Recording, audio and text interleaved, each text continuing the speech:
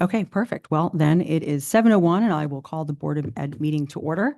And hopefully we can stand and say the Pledge of Allegiance.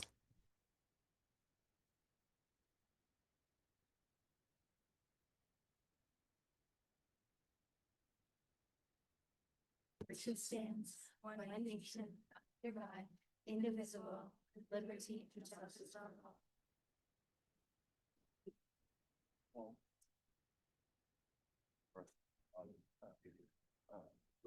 And before we start, and typically we have public speakers first, but I believe we have a special guest this evening, and I'll turn it over to Dr. Jones to do the introduction. This is Sam Otten, and he is a Western Middle School student. And I'm going to let him do the introduction because this was part of his capstone project. And they introduce their projects and they present. And Jim Behet and I were both so excited to be there to watch him present. And it's so timely, and you'll see by the topic, because he actually understood that it was something that the board has been studying. So I'm going to turn it over to you, Sam. Good evening, everyone. My name is Sam Otten, and I'm an 8th grader at Western Middle School. Thank you so much to board member Ms. Behet and Dr. Jones for coming to see my capstone project last Thursday and inviting me here to present for you all today. Every year at Western, each 8th grader picks a problem to research and present on. For my capstone project, I chose the issue of artificial intelligence over-reliance in students. I chose this problem because as someone with experience in computer programming and interest in technology, I have noticed that AI is becoming increasingly prevalent in people's day-to-day lives, and there are few guidelines regarding its usage. I hope you enjoy my documentary.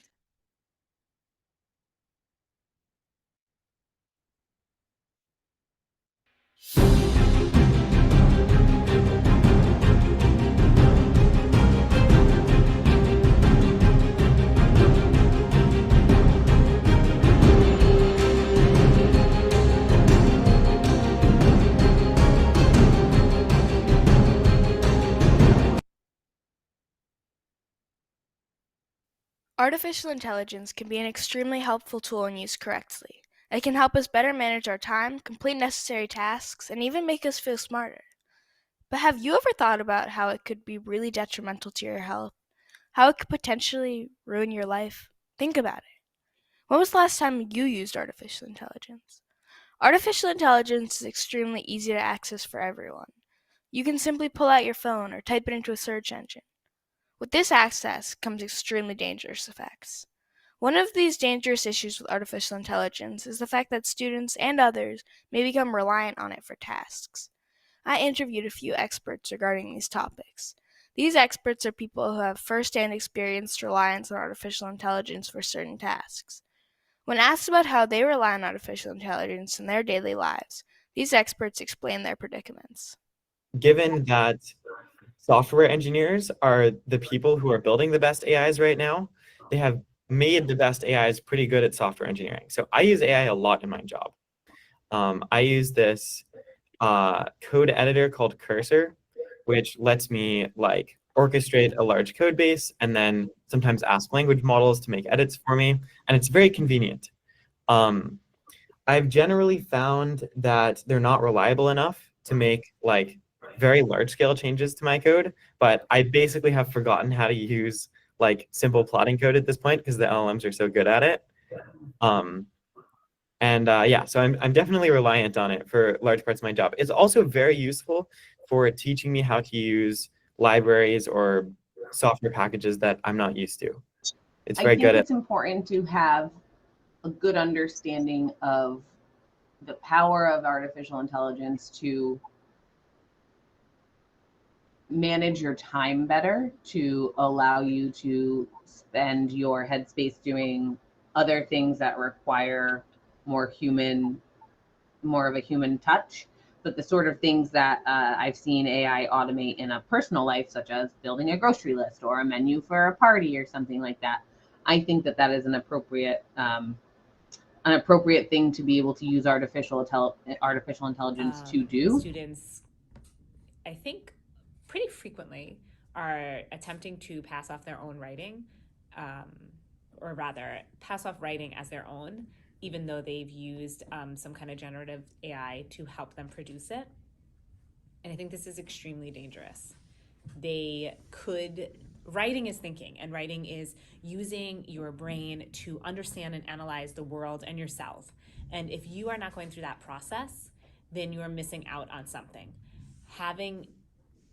Sure, some of the grammar skills that we have and sentence structure, AIs can certainly help with that. They can help enhance things. But generating the ideas is what makes us unique humans and which helps develop us into more interesting, complex, and curious people.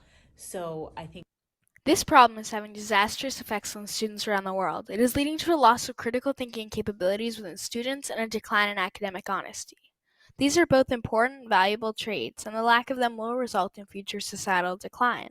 This issue has several causes, including but not limited to how easy it is to access these platforms, lack of prevention, and the increase in one-to-one technology in schools. Almost everyone has experienced these side effects. This footage shows a student using artificial intelligence to complete an assignment instead of doing it themselves. This is easily detectable by their teachers and will lead them to, over time, only be able to complete assignments with the help of these platforms. No problem goes without solutions, and there are plenty of potential ones for this problem. When our experts that we heard them previously were asked about their ideas, I they think spoke of them. Putting more rules in place would be a great way to stop students from using AI a lot, because currently a lot of schools don't have proper rules in place in order for AI to not be used. So when it comes to school, I think a pretty common take floating around is that we should move to in-person exams. So rather than grading people based on how well they do their homework, we should let a lot of the homework just be ungraded, and people can do it if they want, if it's helpful to them. But at the end of the day, they have to come in, sit, and write by hand their exam. And this prevents them from using language models to cheat on their actual grade. So hopefully this would set up the incentive so that if people actually want to learn, they can do it themselves. And if they're actually not there to learn, it turns out, and they just wanted the degree, they're going to have to figure out how to reconcile that. Some other solutions could be imposing stricter artificial intelligence use policies, or even teaching proper use of these platforms to prevent the problem before it even starts. Everyone plays an important role in this problem. Next time you think about using artificial intelligence to complete a task for school, or next time you see a friend using it, remember the detrimental side effects that come with it. Will you pay the price for easier work?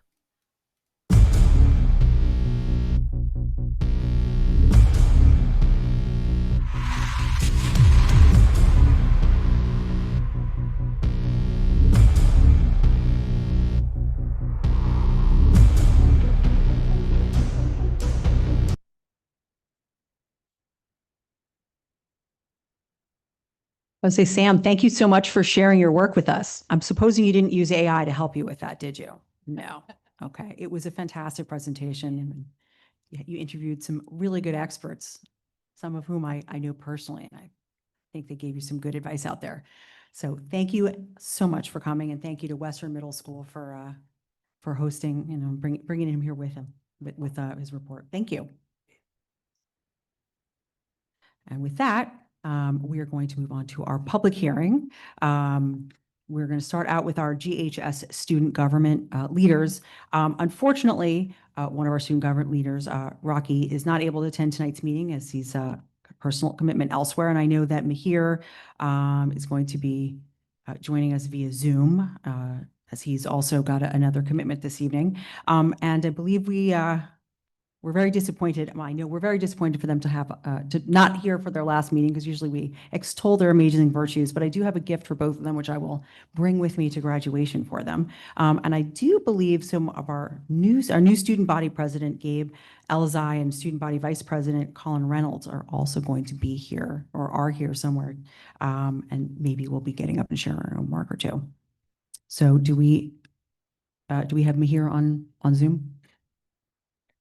Oh, he's here. If not, we can bring up our new student leaders. Oh, I'm here. Sorry. Oh, perfect. Thank you. Can you hear me? We can. All right, sorry I couldn't make it. I'm at my cousin's high school graduation at Daniel Hand High School. All right. Good evening, Chair Hirsch, Dr. Jones, and members of the Board of Ed. My name is Mihir Shah, and I'm the Student Body Vice President at Greenwich High School. It's hard to put into words how the last few weeks of high school have felt. On one hand, we're optimistic, looking forward to college and the future. But on the other, it's a little emotional looking back on the great memories of high school. It's safe to say that we will miss all the friends, the exceptional teachers, the incredible support system that Greenwich Public Schools has created, and of course, the muffins from the Cardinal Cafe. Alongside that, I will miss the monthly Thursday night Board of Education meetings. Over the past 4 years, I'm proud of all that we've accomplished as a school, whether it be the massive involvement in student government, the immense turnout to some of the most important Board of Education and BET meetings like the ones last month, or the amount of change we've been able to make working alongside Mr. Mayo, Ms. Tulata, and Dr. Jones. It's incredible how much has happened and how much we've created as a school. As for the future, I urge students to keep up the spirit. Join that club that sounds interesting. Participate in the Spirit Weeks and go to any game that you can. The best way you can support the school is by being involved. The large, diverse student body coming together has been my favorite thing about being a student at Greenwich High School. I owe a lot to the school system that has raised me and the Board of Education behind it all. From Miss Nelson's kindergarten class at Glenville Elementary, through Miss Giolando's 7th grade class at Western Middle School, all the way until my last class with Mr. Felton at Greenwich High School, every teacher has been there to support my dreams and ambitions. The hundreds of supportive, intelligent, and charismatic teachers that have dedicated their lives to inspiring children every single day is what makes this town so special. I would also like to give a special thanks to Mr. Mayo, Ms. Tulata, Dr. Jones, Chair Hirsch, Ms. Foster, and Mr. Pereira for allowing student government to be a pillar of the Greenwich High School community.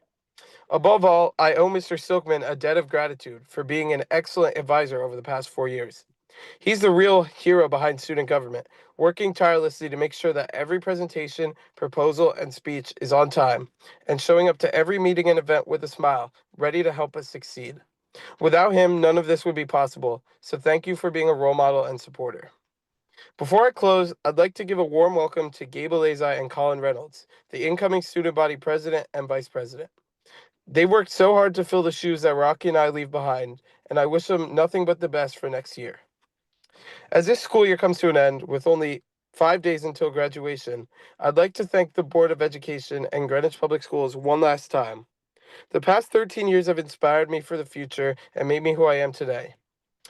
Although I'm saying goodbye right now, I hope to return here one day as a teacher or maybe even as a member of the board in your seats. Thank you for it all. I know that the school is in good hands with Gabe and Colin. And now I'd like to introduce the student body president, Gabe.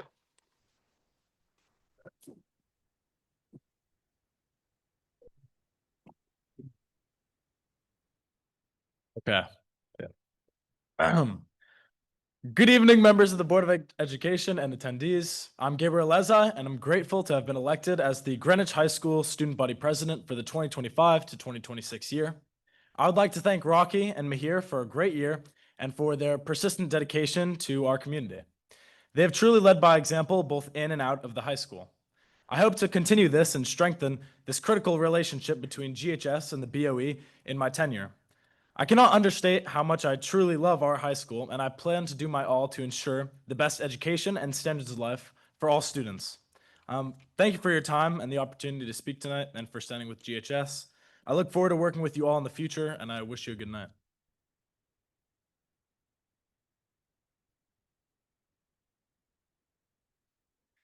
Hello, I'm Colin Reynolds. I'm honored to be the GHS Student Body Vice President next year.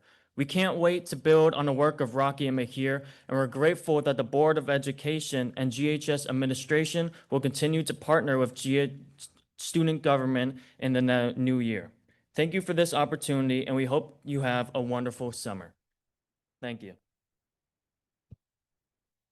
We look forward to seeing you guys continue the tradition and having to hear what you get to say next year and working with you going forward. So thank you guys for being here tonight. Next up are GEA comments. Lil, Here she is.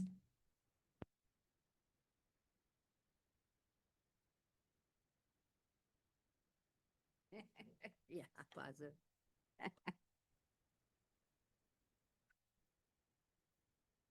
Good evening, Board of Ed members, parents, students, teachers, and the Greenwich community. This is my final board speech of 37 years here teaching and over 40 years in the district. And I wanted it to be something different, not something saying about what we do right, what we do wrong, how to improve, but something thoughtful and impactful that has a lasting presence in us all and maybe be an agent of change for a positive of what I feel that we need right now. I'm a lover of music, although I don't play an instrument, but when I retire, I will take lessons. So I was listening to a song, and this song really resonated with me, and I'm gonna change some of the words in it, but Jackie DeShannon's recording, Put a Little Love in Your Heart, has endured for decades since its release in 1969. A lot of you weren't born then, but I was born way before that. So some of the words I'm going to change. Think of your fellow man, probably should say person. Think of your fellow man. Lend him a helping hand. Put a little love in your heart. You see, it's getting late. Oh, please don't hesitate. Put a little love in your heart. And the world will be a better place for you and for me. You just wait and see. Another day goes by, and still the students, GPS staff, and parents cry. Put a little love in your heart. If you know the world, if you want the world to know, we won't let hatred grow here in Greenwich. Put a little love in your heart. You just wait. You just wait and see, and see. My message, which I wish to impart to all here in Greenwich, is profoundly simple. Yes, its impact can be immeasurable. It costs no money. It carries no political agenda, and it will not impact the mill rate. It is a heartfelt wish. I wish everyone would just wake up and put a little love in your heart. I can sing too, but I won't. And just for one moment or two, can we be kind to each other? No one's life is perfect. You truly never know someone's story, feelings, or intent until you ask, observe, and listen. This crucial insight encourages us to pause our assumptions and engage with empathy and engagement. It's an invitation to step outside your own perspectives and try to understand what it's like to be in someone else's shoes. Furthermore, when we embark on this journey of understanding, it is essential that we all do it with authenticity.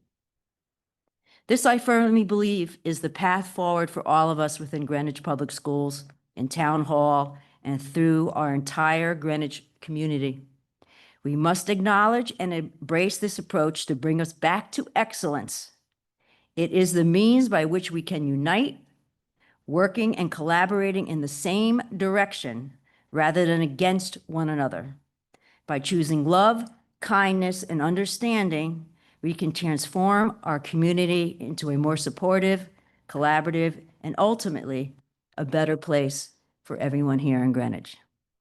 It's been an honor. I've loved every moment, well, almost every moment. And God bless you all. Thank you.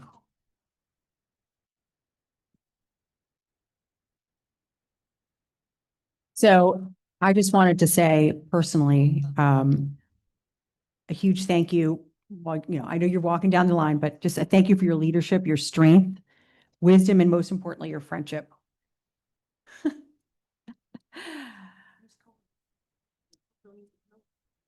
No, I'll say after.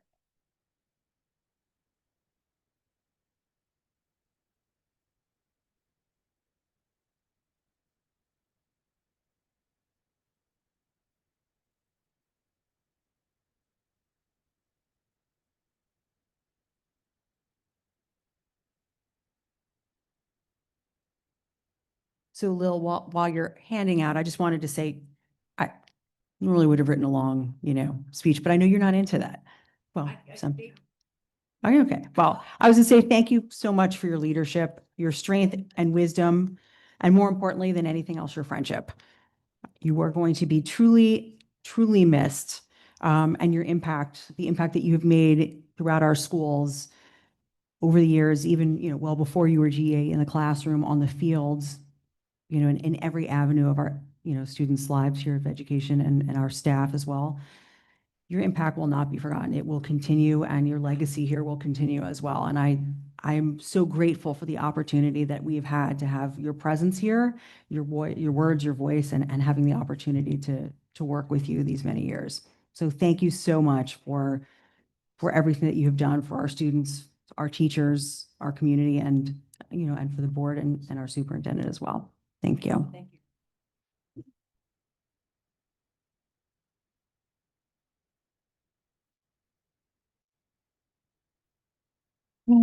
It's a night of goodbyes. It's making me very sad. Next up is another individual who's going to be here, unfortunately, for our last time, our outgoing president of PTA Council. I don't know if his incoming is here as well, but the elephant has made its presence known.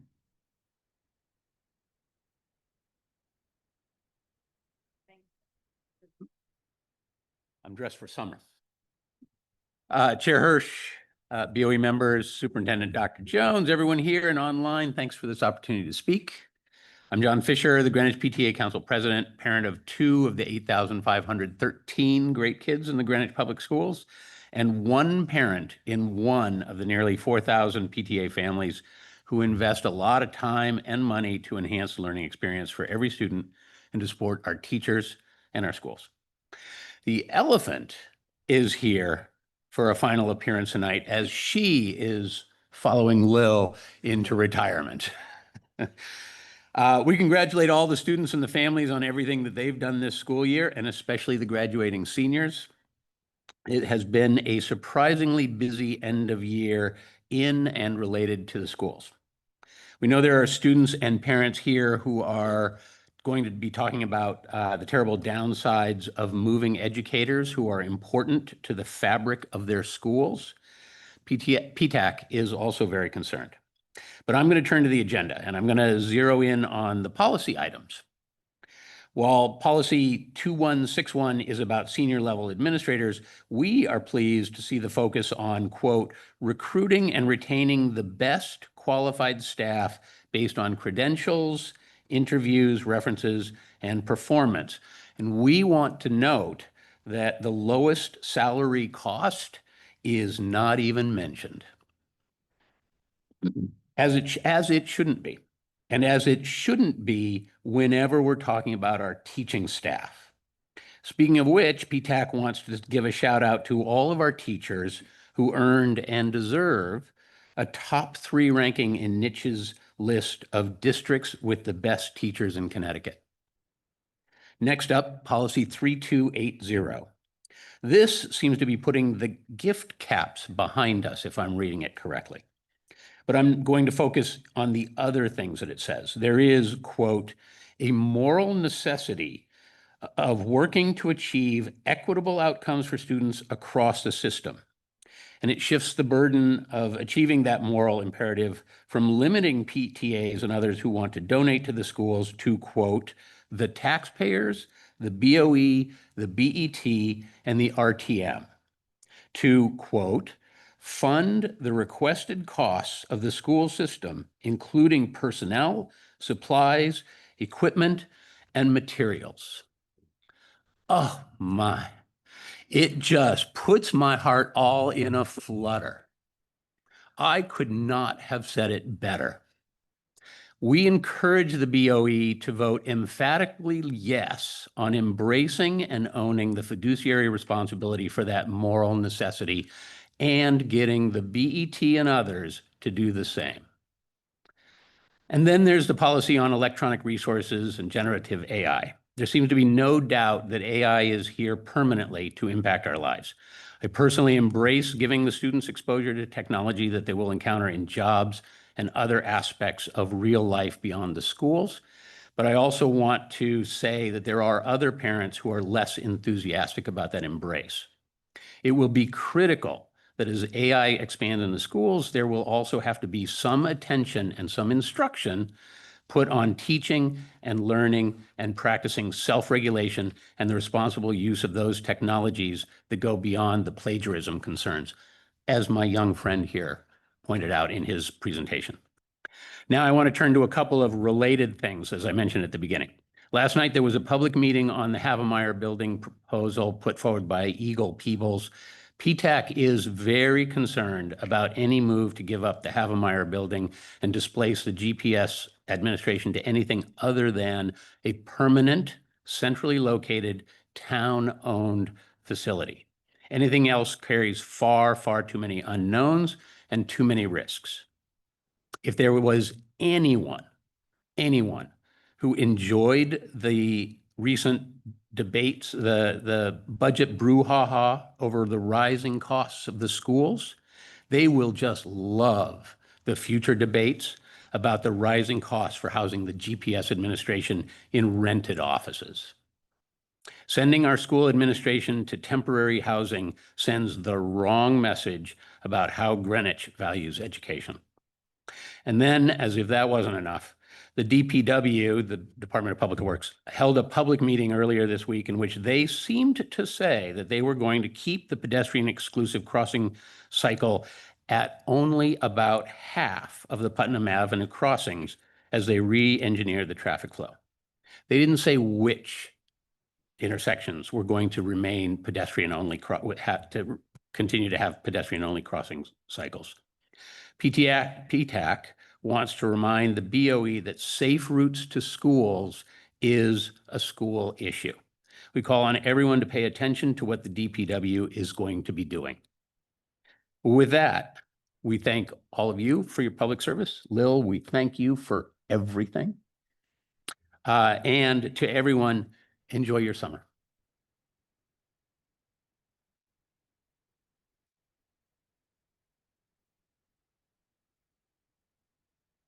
John, again, thank you so much for your 2 years of service to the parents and, schools and community. On behalf of the PTAs, the families, their students, and all that you've done. I know how difficult that job is, having done it myself. And I know that we will certainly miss your wit and wisdom and your elephant up here. But I know you're handing over the gavel to another strong school supporter, someone who we will look forward to hearing from as well next year. And with that, we are moving on to community comments. Just as a reminder, each individual will have 3 minutes to come up and speak. You'll be reminded when you have 30 seconds left to speak. And I will turn that over to our secretary to call up the speakers. Just getting my stopwatch going. I believe we have 14 speakers all on the same item, and the first is Sylvester Pakor.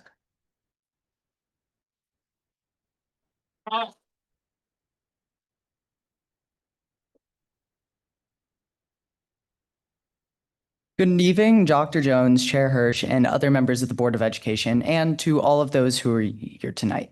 My name is Sylvester Pakor, and I'm a junior involved in the Greenwich High School Band program. First and foremost, I want you all to observe the group of kids in this room and blocked by the podium on my left. We all stand here in our concert attire in solidarity with Mr. Bro and the Greenwich High School Band program. I'd like to thank all of you for rallying for this important cause. Mr. Bro's relocation is a subject of concern for students, parents, and community members alike. All of us have evident concerns about the state of the band program and its deterioration. This is illuminated by the positive reception of the article Miller and I wrote and published on the Greenwich Free Press. Today, we all come here to speak, not only on behalf of an experienced, talented, beloved teacher, but on behalf of a whole program that could be in jeopardy. The band program and music in general has been threatened since the COVID-19 pandemic. Because of COVID-era decisions, enrollment in music programs has been made less appealing. Some middle schools didn't have a concert until spring of 2022. Select ensembles like chamber orchestras and jazz bands were canceled, while sports were still allowed to continue. Elementary school music programs were canceled for months. These residuals of the pandemic have left their clear mark on music and the band program especially. But how do we build back better when an integral music position at Greenwich High School is cut? How can we build enrollment back to the prior normal levels? Naturally, the pandemic is going to lead to shifts in enrollment, but many fear that this decision solely took into account the short term. The community and I believe that making cuts to the high school's impressive music programs isn't going to help the problem, it will just exacerbate it. After the end of the pandemic, there was a newfound sense of unity among us all. This unity was exemplified in the music community as those in the music sphere worked hard to build these programs back. This was Mr. Bro's duty. GHS formed a close-knit community formed around band, creating so much special for those inside and outside of the band program. Without Mr. Bro or a fifth music FTE, revered events like the annual Essentially Ellington Jazz Festival and Candlelight Concert will be much more difficult to execute. Mr. Bro and the Greenwich High School Music Program have had positive impacts on so many. Former student Hannon Stern from the class of 2024 said that Mr. Bro had amazing energy, knowledge, and kindness that he shares with his students. These impacts are undeniable, and all of the students here with me today feel the same. Today, my fellow peers come here to speak about the negative repercussions of this decision, of course, but they also come here to speak of something of particular importance to all of us, 30 Mr. Bro seconds. himself. Mr. Bro is a terrific teacher who has made a positive impact on my and these guys' lives. He strives to open doors for students, treat them with care, and show them that they are appreciated. So in the end, I urge you to listen to us students. I urge you to reconsider this decision and bring back Bro to Greenwich High School. Thank you all for your time.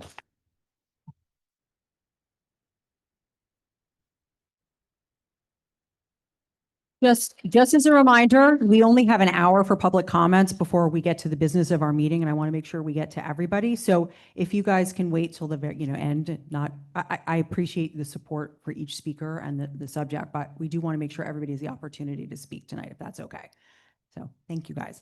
Our next speaker is Miller Fishbach.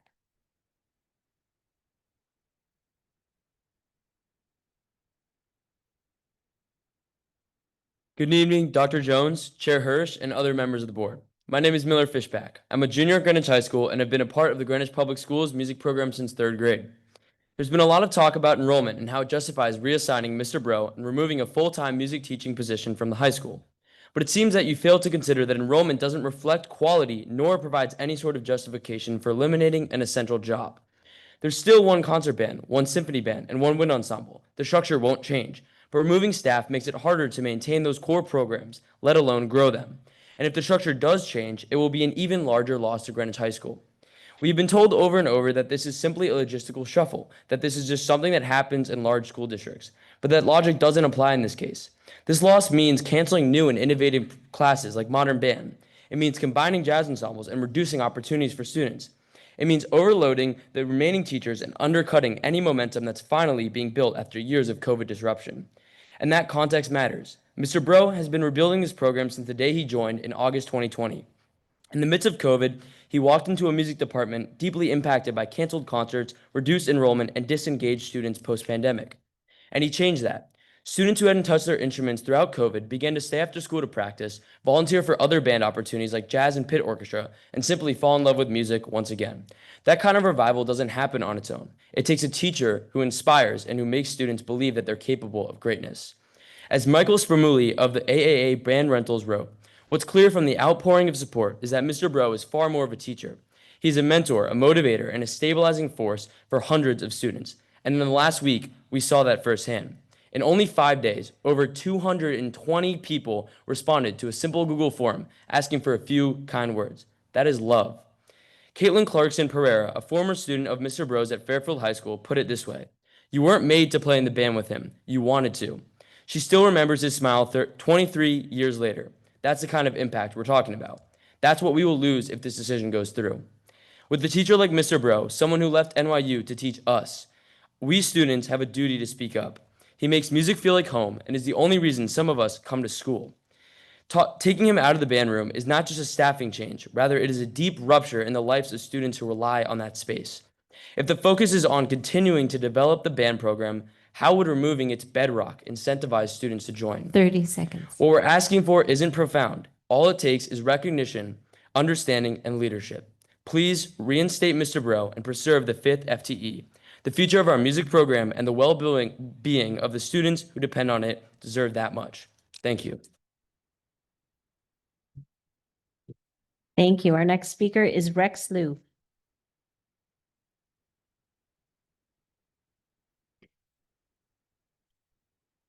Next up after Rex is Josh Herman.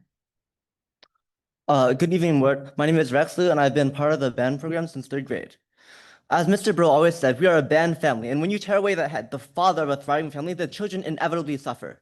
Mr. Bro is not just a teacher that you see for one semester and then forget. For many students, he's a steady presence through all 4 years of high school. Over that time, a deep bond forms, one rooted in mutual respect, trust, and care. For some, he's a haven, an escape from the otherwise overwhelming pressures of high school. The mission of Greenwich Public Schools is to educate all students to the highest levels of academic achievement to enable them to reach and expand their potential, and to prepare them to become productive, responsible, ethical, creative, and compassionate members of society. Mr. Bro embodies that mission. His teaching is driven by a core belief that students can push beyond the perceived limits to reach their full potential. He teaches that if you truly want something, nothing in the world can stop you from achieving it. His level of rigor may be polarizing, but it produces outstanding musicians and, more importantly, resilient young adults. He holds students accountable for their growth, both musically and personally. This decision to remove him is not only unjust in taking a brilliant band director away from GHS students, but in the burden it places on the rest of the music faculty. Teaching is already an incredibly demanding profession, filled with lesson planning, classroom management, and long hours even beyond the school day. Take Mr. Polis, for example. He's constantly balancing an expanding course load, organizing events like the GHS Jazz Festival, and directing the jazz band. The removal of Mr. Bro would place an inordinate amount of stress on him, and by extension, the entire music program. Do you know how hard it is to be a single parent? The music department, one that continues to attract growing student interest, would be diminished. It would be downgraded to a state of overworked teachers, declining class quality, and a reduced presence in the school community. Maintaining a balanced workload among the faculty is essential to preserving the excellence and accessibility of the program. Even if Mr. Bro's compensation remains untouched, we cannot ignore the detrimental ripple effects on his colleagues, his students, and their parents. And who do we strive to nurture in the end? Our children. If I were asked to compare Mr. Bro to someone, I'd say he's a Mr. Keating from Dead Poets Society. Like Mr. Keating, he's a diamond in the rough, a teacher whose devotion to his students goes beyond the classroom. Mr. Bro challenges us to step outside our comfort zones and encourages us to find our own voices. He inspires us not just to learn, but to live and create authentically, forging our own paths with confidence and passion. Finally, I ask you this: for what reason do we stand here in solidarity today? And Mr. Bro, if you're watching, oh Captain, my Captain.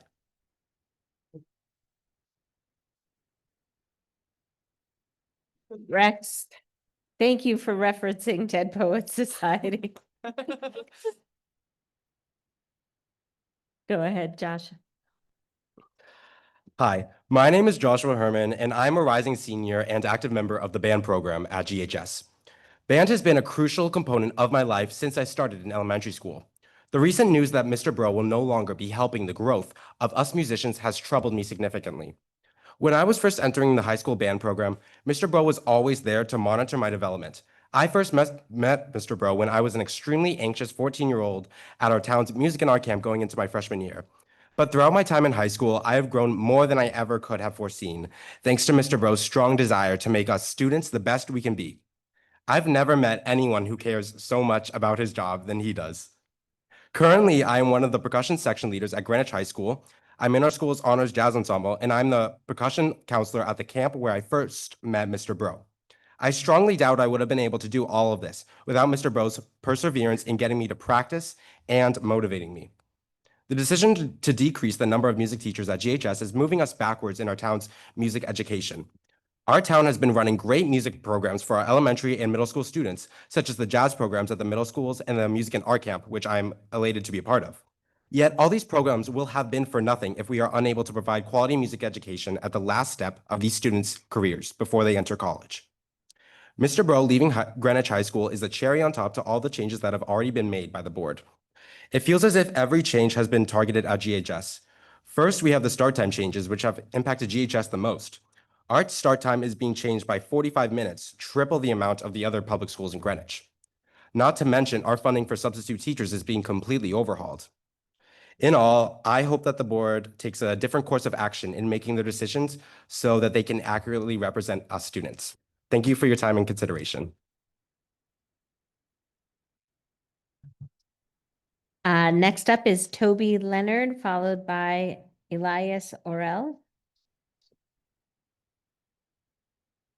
Good evening, board members. My name is Toby Leonard. I'm a junior at GHS. I will confess I don't have much to say, so I'll keep it brief. Mr. Bro is the most sturdy pillar of the GHS community. He has helped me more than any guidance counselor. He has inspired me more than any coach, and he has taught me more than any other teacher. Removing him is a serious misstep.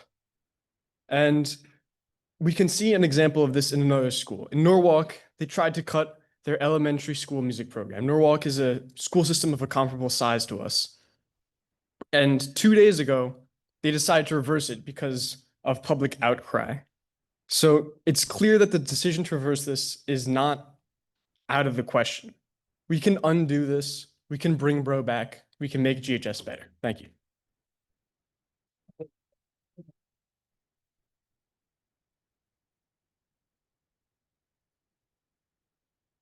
After that, after Elias is Ethan Plummer. Right. Good evening, esteemed Board of Education members. My name is Elias Sell, a rising senior in the band program. Just as you have heard from Josh, I'm the other percussion section leader here at GHS. I started band in 4th grade and have continued until this point today. I'm in jazz, having began in Jazz Lab, making my way to our honors jazz ensemble last year. So it's clear that music through thick and thin has been a large part of my life. Through it all, Mr. Bro has been nothing short of essential. From the day I stepped into GHS as a freshman to now as a rising senior, Mr. Bro has been there for me and our ensembles. He teaches our jazz ensemble and labs, staying at school until just before 9 p.m. He is the first person I know that walks into GHS and can be the last person to leave. He has been at GHS for every football game, including on Thanksgiving, conducts all our band concerts, helps with jazz festivals, plays at every graduation, supports us through Western regionals and other statewide and national band competitions, helps teach students after school, and the list goes on. I'm sure you'll hear many other students say many other things. Yet, the music program, as we know, that made the musician I am and the musicians all of us are here today, is being threatened with Mr. Bro's absence.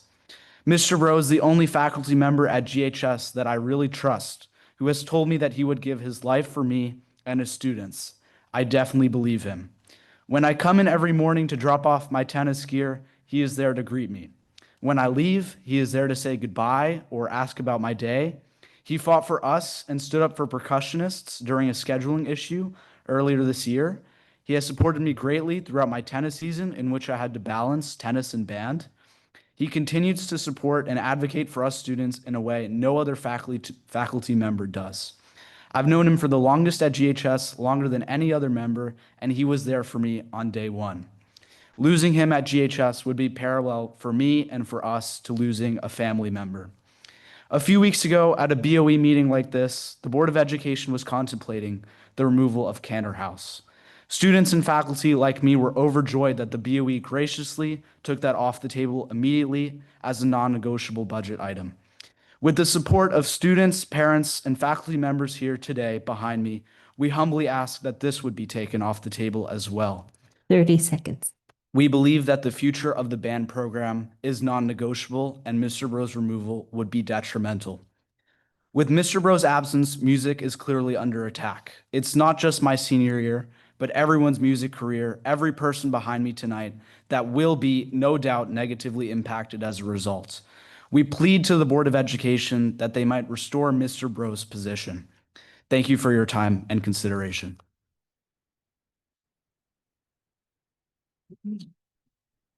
Next up, Ethan Plummer, followed by Michael Wooten. Good evening, board members. My name is Ethan Plummer, and I'm a graduating senior at Greenwich High School. Throughout my 13 years at Greenwich Public Schools, I've utilized and greatly benefited from the music and arts programs at my elementary, middle, and high school.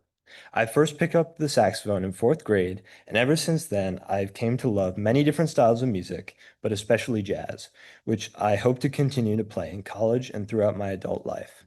Without the middle and high school programs, I would not be the musician I am today. And this is thanks especially to Mr. Bro. Mr. Bro cares deeply about his students and their interests and helps them be the best that they can be. I specifically remember during my freshman and sophomore year working one-on-one with him on different techniques and improving my playing. Mr. Bro has always taken interest in my desire to play in small groups at GHS and has taken extra time out of his busy schedule to supervise our before school and after school rehearsals and offering his advice on how we can improve. I especially remember one day during spring break of my sophomore year where he took time out of his busy schedule to help me look at and purchase a professional tenor saxophone. On numerous occasions, he has also lent me mouthpieces from his personal collection so that I can find the sound that I wanted on my tenor saxophone. Without Mr. Bro, Greenwich would lose a genuine person that cares about the success of his students. Throughout my 4 years at Greenwich High School, Mr. Bro has urged us to give back to our community by building a large band program, including a pep band that performed at all of the football games, a yearly jazz festival inviting high schools from across the East Coast to perform and share their music, and finally, a jazz ensemble which has performed at different events across the district. Without Mr. Bro leading the band program, the district will lose so much, and the students won't have the same opportunities to discover their love of music. The band program has just begun to rebound after the effects of COVID-19 lockdown, and while the enrollment might not meet the demand for 5 music teachers this year, in the coming years, without Mr. Bro, the district will lose the robust music program it deserves. I hope you reconsider your decision. Thank you so much for your time.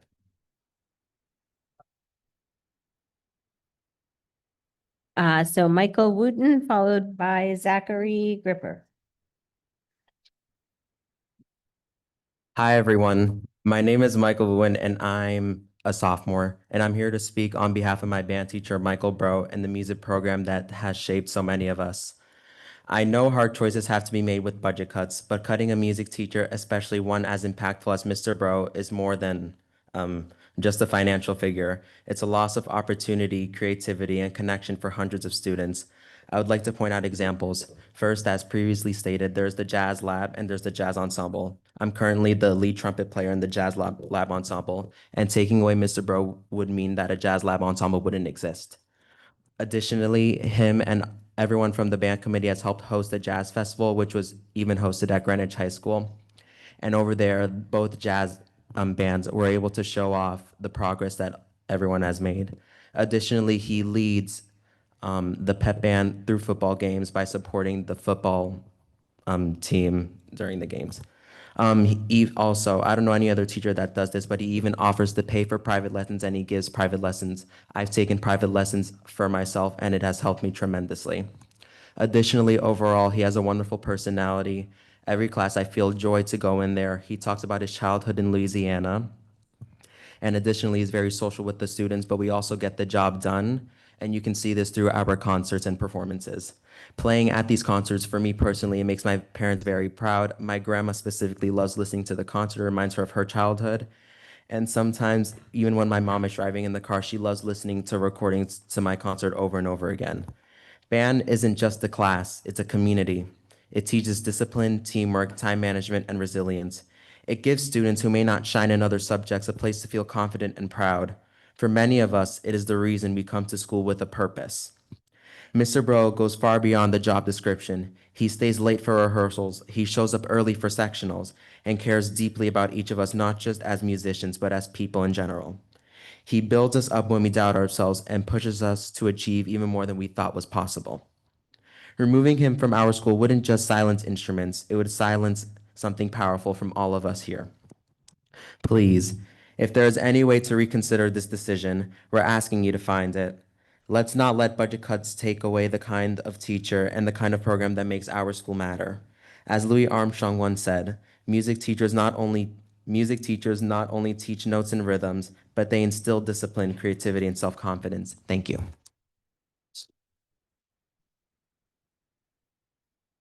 Next is Zachary, followed by Dylan Amoa. Good evening, everyone. My name is Zachary Graer, and I'm currently a junior at Greenwich High School, and I'll be a senior next year.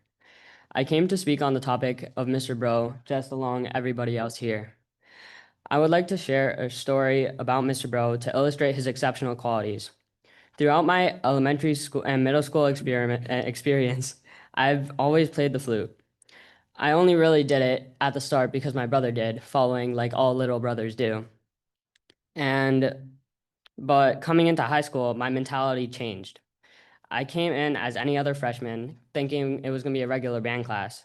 However, as time progressed, I started enjoying band class. Year after year, for my 3 years I've been here, Mr. Bro encouraged me to push myself while also being extremely supportive, understanding, and more. To briefly share one of my favorite stories about Mr. Bro, we go back to my middle school years. During middle school, all I ever wanted to do was to play piccolo. However, during 6th, 7th, and 8th grade, I was denied over 5 times. No matter how much I asked, I was just denied again and again. Moving into the high school, I was too afraid to ask my freshman year because I didn't want to feel that denial again. However, one day during my sophomore year, my brother encouraged me to speak with Mr. Bro, and he was the one person who understood me and accepted my wish to play piccolo. Time after time, Mr. Bro has been there for me, my family, and honestly, everyone. To this day, Mr. Bro encourages me to do more, no matter how much I drive him crazy. This year, I also picked up both alto flute and alto saxophone to add to my repertoire of instruments, which is thanks to Mr. Bro. Mr. Bro has done too much to be simply moved down. If Mr. Bro were to stay, I'm sure he'll continue to enhance the music department and provide similar experiences as I to other students. Firstly, I would like to thank Zach here for letting me speak. My name is Antonio Leal, and last year I entered the percussion ensemble in a complete accident. I left, and this year I leave the room a proud musician with more talent than I could possibly imagine myself beforehand. I credit all this to Mr. Bro. I only came in, just drumming as a pastime and had no interest in pursuing music in the future. But Mr. Bro turned that simple hobby into something I plan to pursue for the rest of my life. Letting go of Mr. Bro will mean letting go of countless future musicians who are waiting for a spark like Mr. Bro to light up the world of art. Thank you. Thank you for your time. So I don't know who that was and where we are now. Oh, okay. So Zachary. Yeah. Okay. So then you have Dylan. Oh, Dylan. Are you Dylan? Yep. That's Oh, me. awesome. You all need name tags. Thank you. Go ahead. Good evening, ladies and gentlemen. My name is Dylan Namoa. I'm a junior at GHS, and I've been a member of the band program since my freshman year. I'm afraid that if the BOE keeps going down this path, that this time next year, there won't be a community left for us students to fight for. Teachers like Mr. Bro are what really hold it together, encouraging new members to join up and reboosting the population of the band community post-COVID. This is why I find the prospect of moving him to a different school very, very concerning. No matter what you personally thought of him, it's undeniable that he showed up for his students every single day. He worked hard to build a program that people really, really cared about, and I shouldn't need to tell you guys that that is very rare and very, very difficult to do. The band room was a special place in my eyes. It didn't just feel like a class. Students were always there after school, before concerts, during lunch, practicing, really, really putting their hearts into their instruments and learning their craft. Not entirely because of Mr. Bro. There was Mr. Polis as well, and then there are other reasons. But Mr. Bro definitely shaped the way that the passion grew in their hearts, and my heart especially as well. It's clear that something special was built, something that could never possibly happen without him.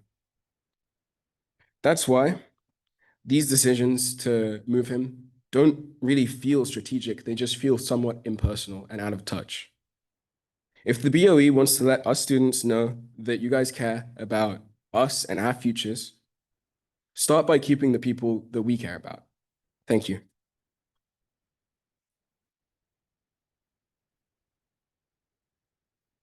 Okay, we have Owen Harper followed by, ooh, everybody okay over there? Followed by Ian Shum.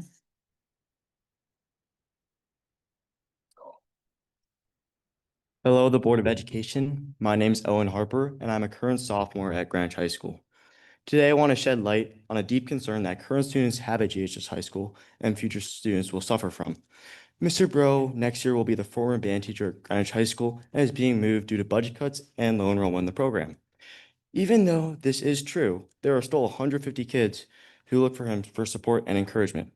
Sure, Mr. Bro is a great musician and an even better teacher, helping students before, during, and after school, often staying 12 hours at school per day.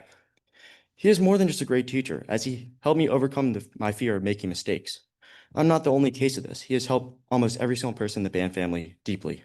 For me, though, he has helped me in a tremendous amount. I'm giving this speech because Mr. Bro gave me the ability to not learn fear about my making mistakes. And also, I also cut my hair due to not being able to feel insecure and being afraid of what other people think of me.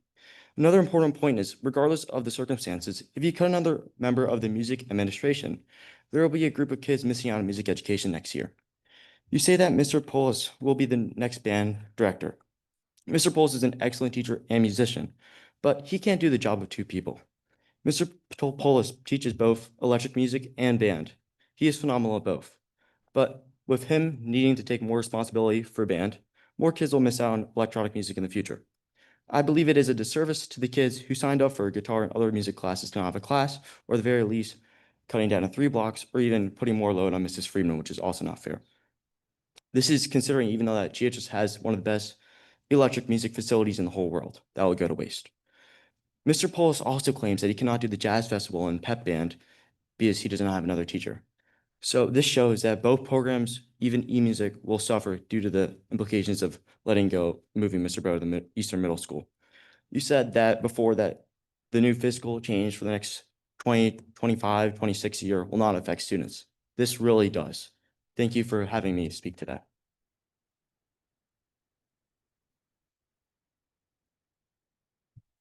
Okay, so we have Ian next up, followed by Angela Bai.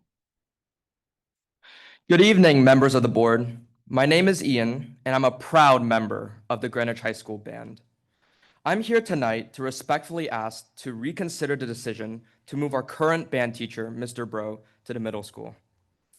To start off, I would like to say that the last time I was here during a board meeting was a year ago, receiving my award for my all-state participation on oboe for band. One of my most cherished personal accomplishments is due in part to the hard work, passion, and encouragement of Mr. Bro.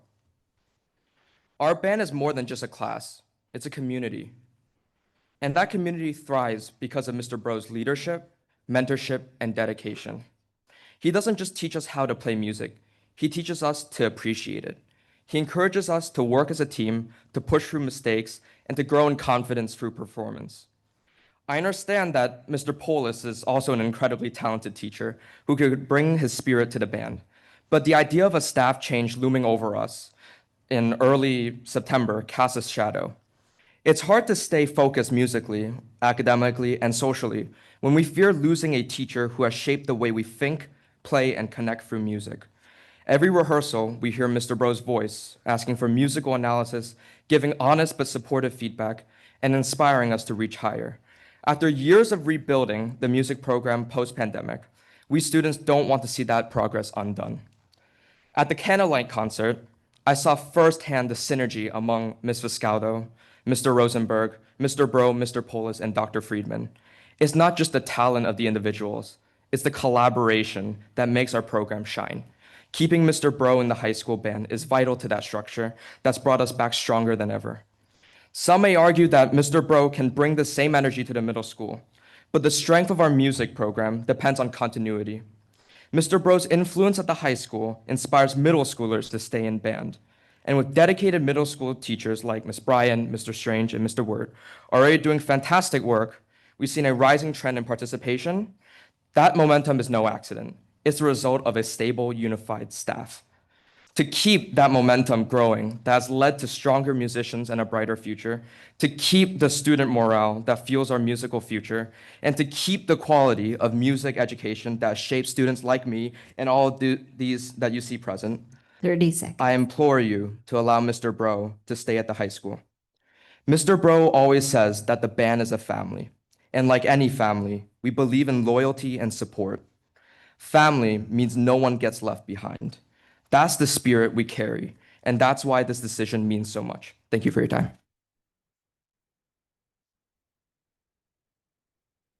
So next up is Angela Bai, followed by Nicholas Vo, and Nicholas will be our last student. Good evening, members of the Board of Education. My name is Angela Bai, and I am an upcoming senior class senator. I am also involved in Greenwich High School's wind ensemble as a clarinet player. I am standing before you today, as many students before me, because I am deeply concerned about your consideration to relocate my band teacher, Mr. Bro. I respectfully ask you to reconsider this decision. I joined the band program as a transfer student my sophomore year. Like many new students, I felt out of place and nervous. But I clearly remember Mr. Bro as one of the first people who made me feel truly welcome. It comes as no surprise that Mr. Bro is the type of teacher to make an effort to make real connections with students. I see Mr. Bro every morning. I know he's there hours before us to prepare for the day. I see Mr. Bro during my band class. His enthusiasm and teaching style has pushed us to the best of our abilities without making us feel discouraged. And after school, he's still there, staying late to help us rehearse. Without him, I would not be the clarinet player I am today or have gone as far in All-State. Mr. Bro brings genuine passion and unwavering commitment to the band program. He takes the time to get to know his students as both people and as musicians. If you were to ask Mr. Bro about any one of us sitting in the crowd today and anyone who is not sitting in the crowd today, he could still tell you about our individual strengths, what we're working on, and areas of improvement, because he cares about each and every one of us.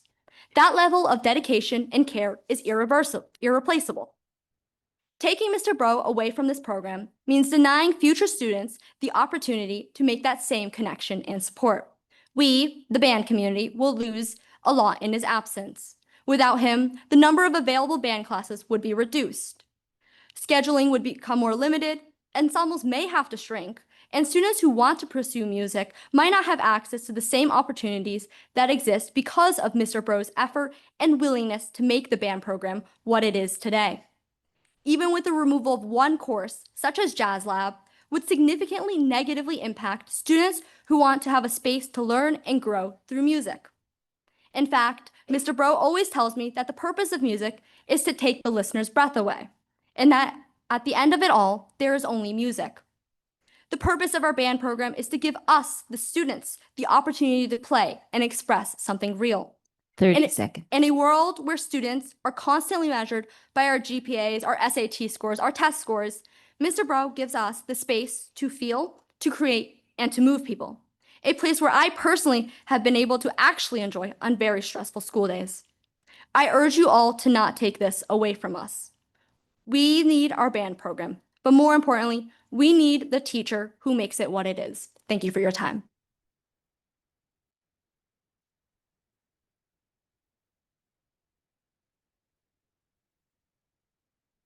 Good evening. My name is Nicholas Vo, and I'm a high school sophomore, a part of Greenwich High School band. To be honest, I don't have anything to read off, but I want to be up here expressing my sadness, my gratitude, and the impact that Mr. Bro has had on me and many others. I want to talk about my experiences. Last year, I wasn't a part of Greenwich High School band, but I started being under Mr. Bro this year. And when I started band this year, I wasn't expecting anything. I had no expectations, and I thought this was only going to be a one-year commitment. And also, I wasn't even thinking about continuing band after this year. But Mr. Bro has changed my belief, and single-handedly in just 1 year, I've shared many connections with him.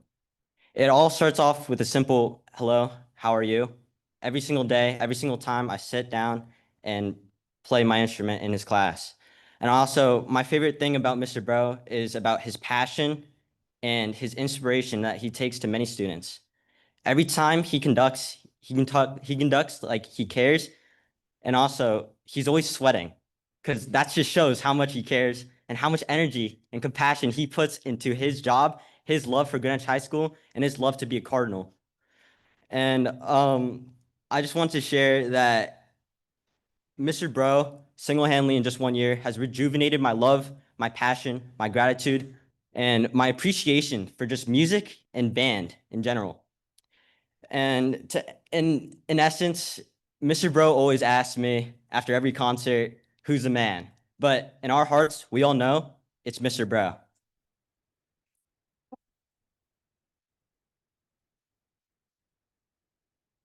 I was just going to say, it's probably not sweat. It's liquid inspiration. Sure. Just saying. Our next speaker is Catherine McCursey. Thank you to all the students. You were great. Well, Catherine is her mom's name, so that threw me. Good evening, Chair Hirsch, Board of Education members, and Dr. Jones. My name is Rihanna McCursey, and I'm a junior at Greenwich High School. This evening, I have a few points to make. First, I'd like to advocate for the continued and robust support for the college counseling process for rising juniors and seniors. As the counselors are pulled in a lot of different directions, increased support for the college process, which continues to become more expensive and complicated, is very helpful to many students. Second, a number of students ask that for pre-calculus, calculus, and statistics, you consider adding an honors section. Right now, we only have the option of regular or AP. Several different disciplines at GHS have combined honors and non-honors students into one class, with honors students completing additional quarterly projects and requirements. Lastly, I want to give a shout out to my teachers and administration who have made this a great year, despite so many challenges. Speaking of thank yous, I would like to share a thank you note that my sister Arabella wrote. She's graduating from 5th grade at Coscop School tomorrow and could not be here tonight due to softball. From Arabella, I'm so grateful for the amazing things my teachers have pushed me to accomplish. To all of my teachers from kindergarten through 5th grade, a huge thank you goes out to Mr. Babiak, Mr. Bennett, Ms. Champion, Mr. D'Amato, Ms. DeBona, Mr. Fina, Mrs. Gamanos, Mrs. Cray, Mrs. Latimer, Ms. Menhart, who taught me at the remote school, Ms. Morganti, Mr. Musio, Mrs. Pierce, Mrs. Powers, Mrs. Sarr, Mrs. Salvatore, Mrs. Shorts, and Mrs. Woodring. And next year, since my sister now owes me a favor, she'll be reading the names of my high school teachers. She might need more than 3 minutes. Thank you. Next up is Vera Kim. Oh. One more student.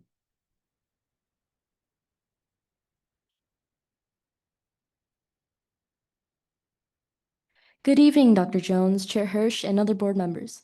Thank you for allowing me to speak to you tonight. My name is Vera Kim, and I'm a senior at GHS. I play the alto sax and violin, and I'm here to discuss Mr. Michael Bro's essential role in the GHS music department and community as a whole. Michael is an incredibly well-rounded musician and teacher, and he is the only person I know who can play 10 different instruments at such a high level. This year, when I was in the Little Mermaid Pit Orchestra, it was fascinating watching him switch from clarinet to bass clarinet to alto sax and back to clarinet. One day, clarinetist was not available to perform, and Mr. Bro stepped in and played their part flawlessly. He is one of the most talented, skilled, and inspiring musicians I know, and an invaluable asset to the music department with his multi-instrumentality and experience teaching music. Additionally, I've studied the alto saxophone for about 2.5 years. In the beginning of sophomore year, my best friend encouraged me to try out for the jazz band. I had never played alto sax, but Mr. Polis, the other band teacher, encouraged me to pick it up. On my first day of jazz lab, Mr. Bro gave us the sheet music to the jazz standard In the Mood, and the countless notes on the page terrified me. Nevertheless, Mr. Bro was incredibly patient towards me during our practices and gave me encouragement and advice throughout. With the help from both Mr. Bro directing the jazz lab band and the kindness from Mr. Polis to offer me free private lessons throughout the year, I learned how to build stamina, musicianship, and technique on the alto sax. In junior year, I was invited to play in the Honors Jazz Ensemble. Although I had only studied alto sax for a year, Mr. Bro had prepared me to join this high-level band by emphasizing punctuality, preparation, and participation. The rehearsals, while intense and challenging, were fun and had the right amount of rigor. Mr. Bro and Mr. Polis's kindness, inspiration, and dedication have opened me up to opportunities I never thought I would have. At the Essentially Ellington Jazz Festival, our jazz ensemble won Outstanding Saxophone Section Award for 2 consecutive years. I myself won Outstanding Soloist Award on jazz violin, and I'm the first person from Greenwich High to do so. And at the Senior Award Ceremony, I had the pleasure of receiving the Anne Mondino Music Program Award. an award that recognized my role and participation in the music department. I mention these accomplishments not because they're my accomplishments, but because they are a direct result of Mr. Bro's and Mr. Polis's devotion. Without them, I would not have had the opportunity to improvise on jazz violin. Without them, I would not have been able to make my way up to jazz ensemble. Without both Mr. Polis and Mr. Bro in the band department, I would 30 not be the well-rounded musician that I am today. I am forever grateful, and I wish for Mr. Bro to have the opportunity to impact the lives of future GHS students as he's done for me. Thank you.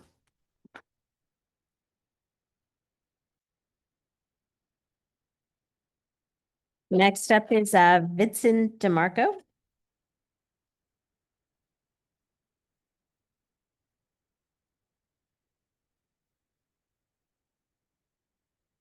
Thank you so much.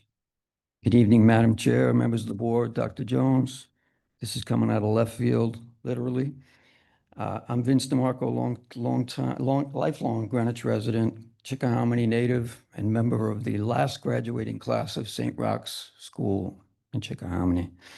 I understand that some months ago, First Selectman Camillo introduced the idea of attaching a name to the outdoor basketball court at Hamilton Avenue. I was told that this was dismissed, perhaps due to the policy on naming school facilities, which understandably protects existing official names. That school and all of its major facilities will always be officially referred to as Hamilton Avenue. Honorary names have been attached to many facilities around town for various reasons, and it must be good reasons. In this case, naming this court in honor of David DeAndrea is a matter of recognition for what he's done for his native community since he was a boy. By now, you have learned from a few of his own mentors and colleagues, and some of those he in turn mentored over the last 7 decades. And that only speaks to the impact he has had in the field of athletics in the community. Presently, there's a plaque fixed to a large stone adjacent to this court. Clearly, it exists in recognition and gratitude for the financial support of the Old Timers Association, which then was led by a giant in Chickahominy, Nino Seichi. Nino co-founded the Chickahominy Reunion Association, which also contributed to the establishment and subsequent maintenance of the court. It's unfortunate that the name of an individual is not attached to the court. Someone who was instrumental in recommending it strongly urged the donors to support it and had the lifelong dedication to back it up. Dedication to recreation in Chickahominy to back it up. That person is Dave DeAndrea.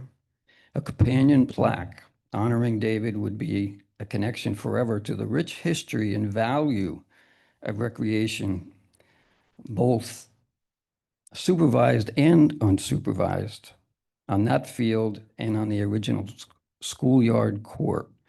On behalf of the growing number of supporters, I respectfully ask that you allow this court to be named the David DeAndrea Community Court.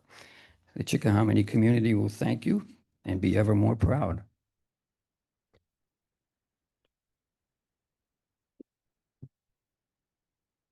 I was about to give you a 30 seconds, but you concluded early.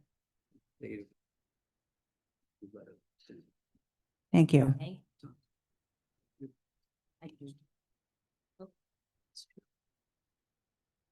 Next up is Juliet Jamarillo.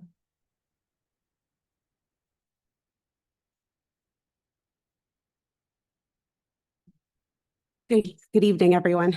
I'm here to speak about Mr. Bro. My son is a Greenwich High School freshman this year, and he will be a sophomore next year. You are the beholder of the budget, so I appeal to you. Oh my God. I ask that you not turn your back on a key player of our team, especially someone that marks a big difference, that puts Greenwich High School in the town of Greenwich as top-notch in the quality of the musical education offered to all students at GHS.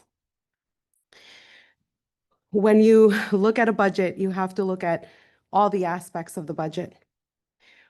What benefits all of the children? My son's experience at Western Middle School was less than acceptable. And I know plenty of parents that feel the same way.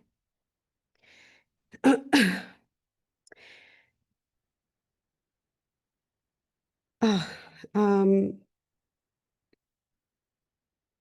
sorry. It's an institution that represents that grades are not important, hence education's not important, but not from that professor who is a part of an institution that instills, breeds, and nourishes educational expectations and growth, as many of the students today have expressed. My son played violin for about 5 years and then switched to trumpet. Music has been a consistent part of his educational development. Mr. Bro noticed immediately that my son counted notes instead of really reading notes. He assessed, he inspired, he guided. He doesn't just teach. He saw where they failed my son in his education, and he works with him to catch him up. Work that is still ongoing. As the Board of Education, you are accountable. You refused to step in to remedy the terrible situation in middle school. And now, one of the instrumental educators that are supporting my son is being taken away. When my son and I attended an introductory concert for the incoming middle school band students at GHS, my son insisted on shaking his hand once the concert ended. Let's be honest, I was tired. I could not wait to get home. 30 seconds. However, I just sat back and observed to wait. I did not even know who the man was. And what did I see? I saw a man in a formal jacket and a bow tie with the most animated and positive attitude. The same man that directed the concert. It was Mr. Bro. Mr. Bro stayed after the concert to greet every single middle schooler who lingered. My son reaches the front of the line, and I would expect someone to just shake his hand and keep it moving because the line was long and it was 9 p.m. Nope, that was not the way Mr. Bro operates.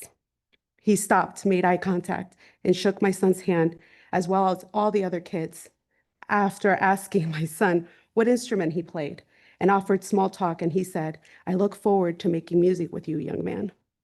I'm sorry, that's I understand. If you have any other comments written and you want to submit them to us, or if you have it written, please give it to us and we'll put it in and read it. Or if you have it, you want to email, that's fine too. Yeah, thank you. Sorry, Thank you so much.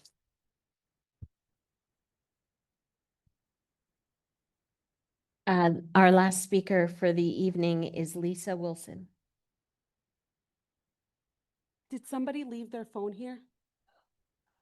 Did anybody leave a phone? I think it was the gentleman for the field. Oh, She's coming back. that is the last name I have on the list.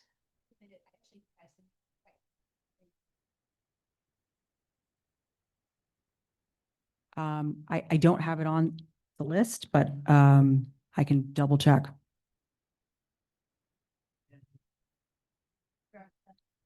So let me just double check. I know I also had another student that asked me for the same consideration.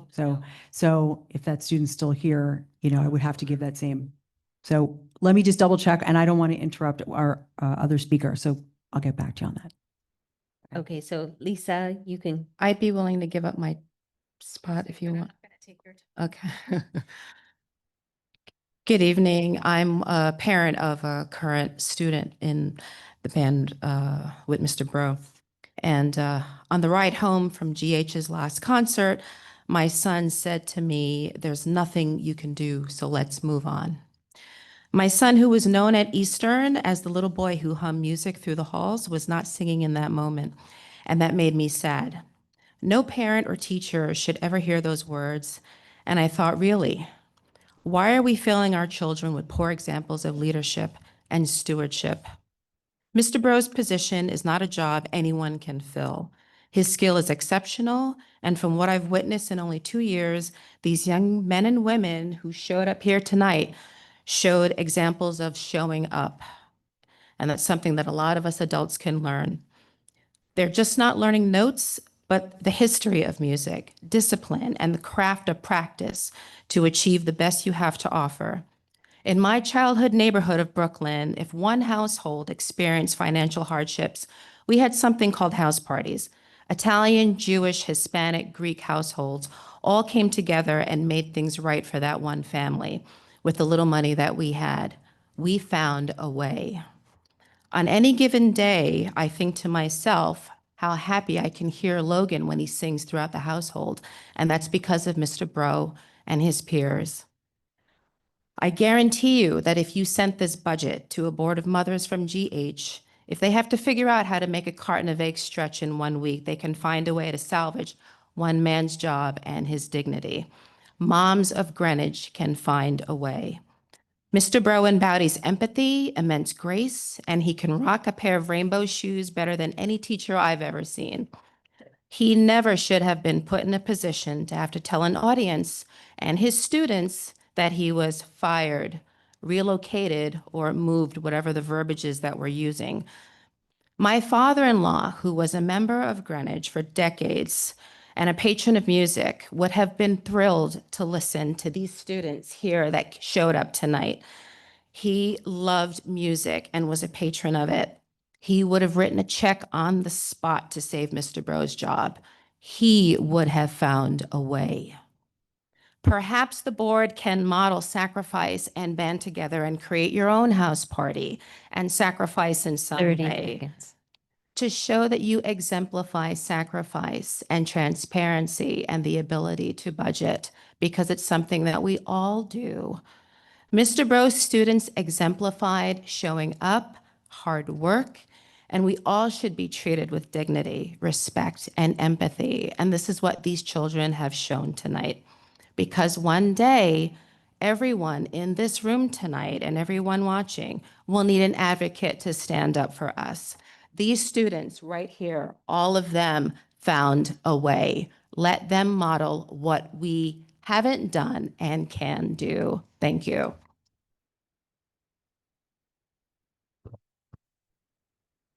So we don't have record of you having signed up. However, we have a few more minutes before our hour. And so to be fair, we also had a student that asked, that just missed the deadline as well, that had asked to speak. So it's the end of the year. Let's do something nice for everybody. I like to allow the student to speak, and then if that's okay to have you close out. But make sure, since we don't have your name, just make sure you state your name so we have that. I will, Ms. Thank you Sturge. so much. Thank you very much, members of the board, ladies and gentlemen. My name is Jack Howes. I'm a graduating senior at Greenwich High School, about to attend the University of Chicago. I am also this year's winner of the prestigious John Philip Sousa Band Award, given to excellence in band performance and band literacy and all-around musical entertainment. I also think it's fair to say I've known Mr. Bro probably longer than most of the kids that are here talking to him today. I'm a year older, obviously, than some of them, but I knew him even before I went to the high school. He was actually in this very room where he sat me down and gave me talks about musical literacy and about certain band playing techniques while he was the main conductor for the 8th grade band at the Greenwich Band Camp. Those conversations were very important to me. They showed me that I could be confident about myself. They put me in a position to succeed, which I'm proud to say that I am in at this very moment. On top of being a wonderful man and a wonderfully kind individual, Mr. Bro is definitely one of the 3 or 2 greater teachers that I've had at Greenwich High School. He consistently combines a willingness to advocate for his own beliefs, as well as a wide-ranging knowledge on the field that he is presented with. And he is, in the 4 years, represented a tremendous improvement in the playing capabilities of the bands that I've been in, and indeed of those that I have not. In addition to, I agree with many of the points made by many of my colleagues about how it will be very unfortunate for the band community. It will be, obviously quite catastrophic for the ongoing performance of the Greenwich Band, which will ultimately result in a deterioration of the respectability of the school. Additionally, in the social element, I'd like to point something out. I, perhaps due to my, actually, no, that part, I was going to go on a tangent, irrelevant. But what I will say is that, this was mentioned before, no one, in my opinion, works harder, at least that I've seen, than Mr. Bro at this school. He goes in there around 6 and 7 in the morning, doesn't leave until 9 o'clock. He is a workaholic. to the nth degree, and I mean that in the most positive way imaginable. And his work has generally paid off. And to repay his work, repay his kindness, repay his intelligence, repay his tremendous capability for excelling. Thank you, Mrs. 30 Costin. seconds. Thank you, Mrs. Costin. To repay his excellence with a fully undeserved demotion to a lower standard, not to diss Eastern Middle School. But in my opinion, it reeks of a gross tragedy, which I hope will be rectified. Thank you very much.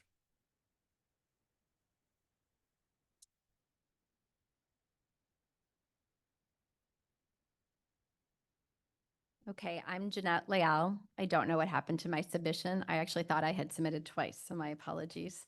Thank you for having me.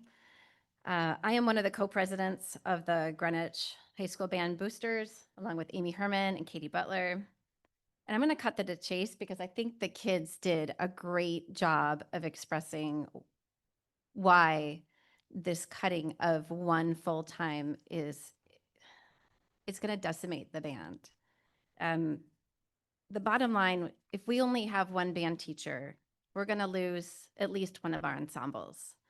We're going to have a reduced performance schedule for all the groups. We won't play at football games. We won't play at the musical theater productions. We're going to have to reduce the number of classes we offer, not just to band students, but all students, because electronic music and modern band are open to everybody. We're going to compromise our ability to properly maintain expensive instruments that belong to the district and take weeks of work every year when they check them in, play them, repair them themselves. One teacher, I think, will be unable to start students on important specialty instruments like the tuba, the French horn. These are instruments that they don't introduce in the middle school, so they get introduced in the high school, and they're essential for full instrumentation of a band. Almost certainly in jeopardy is the storied and annual Jazz Festival. It's a nationally known event, and it has been running at Greenwich High for, I found out today, 39 years. It's really a resource issue. If you talk to the band directors, we've interviewed them before this all happened about how could we help them, and we got even greater sense of what they do. I don't know how they do it with 2 people, and I don't know how we're going to do it with 1. So I also want to say that the students that are still here in the band, they're those that persisted in their music education all the way through COVID. They were in middle school then. They were unable to play in school for a year. The second year, I believe, they had some modified playing time, and by about 2.5 years after shutdown, they had their first performances. So understandably, many students dropped out of the music program altogether during that time. And we're just now seeing that impact this many years later in our high school. We are rebuilding on all grade levels. 30 seconds. Our own teachers are working with the elementary, our band teachers work on the elementary and middle school level to maintain and recruit, but we can't give up on our existing music students or the students coming up right now.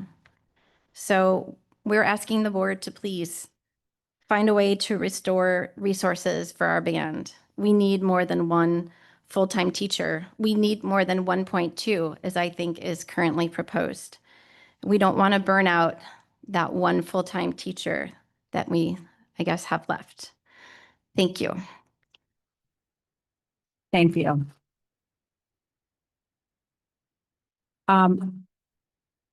I just wanted to say, I know right before, the end of the school year, when there's so much burnout and seniors who definitely have senioritis, and the fact that you guys all showed up, I mean, I know somebody, but believe your senior leader there, Jack Howe, said the same. It's, or another one of the parents, but you show up, and that's really impressive. I know we always talk about the importance of having our students do that and coming and speak about what's important to them. So thank you.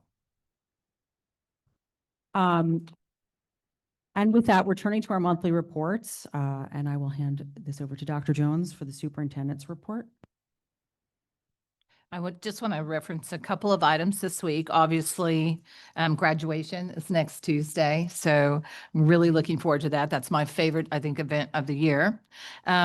Also, just congratulations to all the schools that had exhibitions and capstones. I think you saw tonight. It was really great. And I had the opportunity to go to the exhibitions through the International Baccalaureate PYP program at New Lebanon ISD. And again, it's just so impressive. And I think, the students tonight showed how articulate they are. And when you go and you see the exhibitions in fifth grade, you know why. It really does start early. And then I just want to say congratulations to all the seniors that were honored at Senior Awards. That too was an absolutely wonderful night. And tomorrow we will be announcing, we'll have our press release for the teacher who's going to represent the district at the state of Connecticut for District Distinguished Teacher of the Year. So thank you. So I just have a quick question based on the number of individuals that are here tonight to speak on one subject.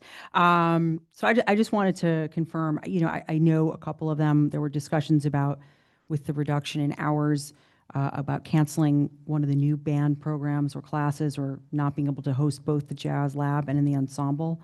At the same time, I know there were a couple of other questions. Are we canceling one of the newer classes? No, we're not. And certainly the comments tonight were beautiful.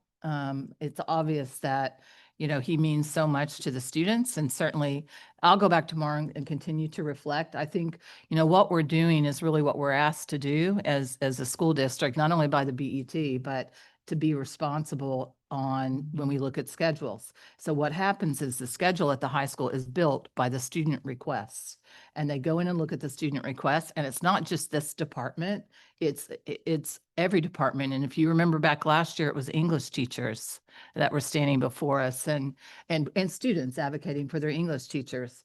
And it has to do with enrollment is why we're in this situation. And I know Dana and Ralph are happy to speak to it, and they're on tonight as well. But they're down 100 students as a program, and they're trying to make sure that everybody has a full schedule. But I think they brought up some great points tonight, for all of the after school activities and what goes well beyond what they do during the day. And I think we always try to be active listeners, and we'll go back and have another discussion, again tomorrow. I think the board is aware, we're putting in a brand new position that is around student wellness, and student supports for mental health. That's what really stood out to me tonight. Yes, I was in the band. I played the saxophone. Would not play it for anybody now, but I understand how important it is. But what I really heard is how he's impacting lives. It's not just the music. So we'll go back and have a discussion. I can't make any promises, but if we do make an adjustment, we've got to look at the budgetary aspect of that, because you're shifting full-time equivalent somewhere else. And right now, I know we're already short one elementary teacher as of today.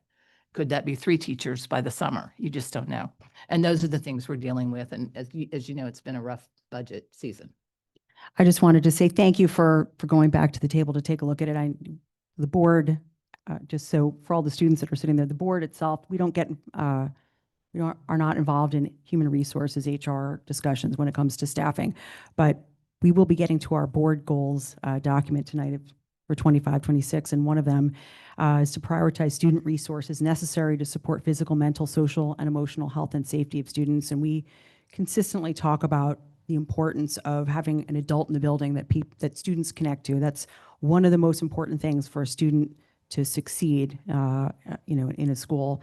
And I do want to say I appreciate you saying that you're going to go back, because if we want to say we support students' social emotional growth and mental health, and it seems like taking away the adult in the building that they connect with, it just seems like the opposite of supporting what they need. So I appreciate that you're going to go back, and maybe our budget committee can take a look at something if need be as well. Laura? So I want to obviously thank the students. You're so impressive and so persuasive. I'm just wondering whether there are any other unanticipated staffing changes as a result of the budget reductions, because I know that we were aware of a reduction of 2 PE teachers, but now it seems there's a further reduction to PE. And I want to just be sure that we understand what's happening in our buildings. Yeah, what I would say, as long as the board does your homework and reads what I send you, then you'll know what's going on. This is not an unusual process. It happens every year. And as a matter of fact, I was thrilled this week because I thought we were going to be moving up to 3 elementary teachers to another building. And that's always really hard. Like, I was having this conversation with the Hamilton Avenue principal, and the last teacher she moved out of that building had been there. It was like 15 or 17 years because there were no that was not considered the senior person in the building. This year, we've had a couple of retirements and things of that nature. So now we know we're not going to have to move in elementary. We have shifts we're having a band issue in one of our middle schools where we don't have a 1.0, we have a 0.8. There literally is not enough students enrolled. So that person is picking up at another building. But again, all of that is normal. I just had one of the board members send me a note today, something about social studies.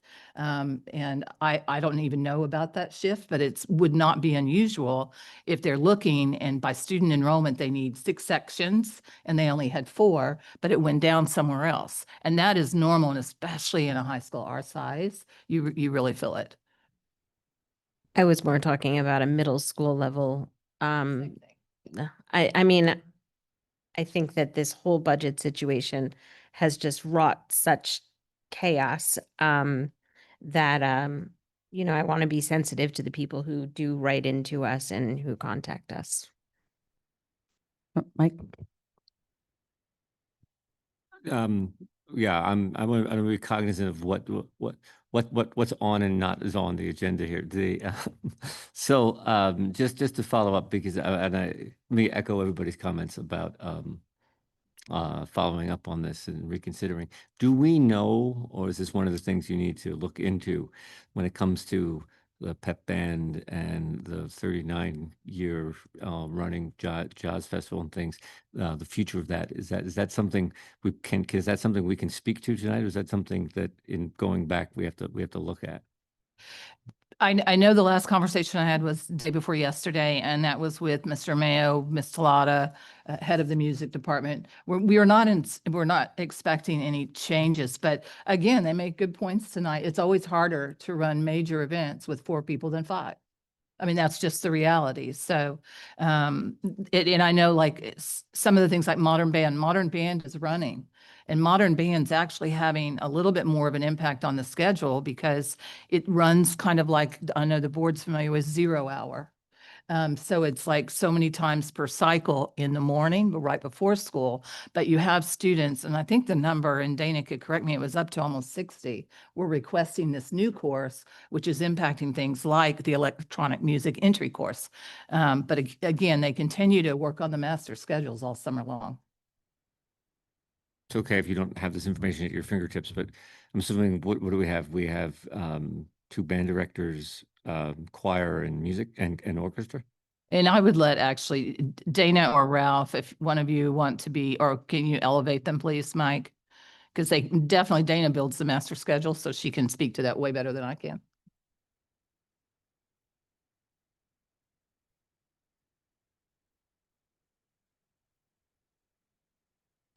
So if not, I was gonna say, while we're waiting for them to get elevated, Ms. Stowe has her hand up, not both, just one. Definitely both.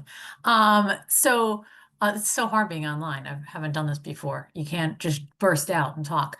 But I thank you so much for all those students coming. I just wanted to appreciate them being there. And I think it is important that we learn a little bit more from the high school, because I know this was a decision likely made at that level. But I also have heard many other rumors, and as someone who had to manage the terrible budget situation we were put in, I do want to make it clear that one of the issues that's sort of compounding is that because we were asked to cut $4 million so much later, it seems like it's coming up with the usual unfortunate fact that we have enrollment changes and FTE shifts, which sort of always do occur at year end. But for the avoidance of doubt, I do want to make it clear that one of the things we made in our reductions was that there had to be the additional 500,000 had to not have an impact on personnel.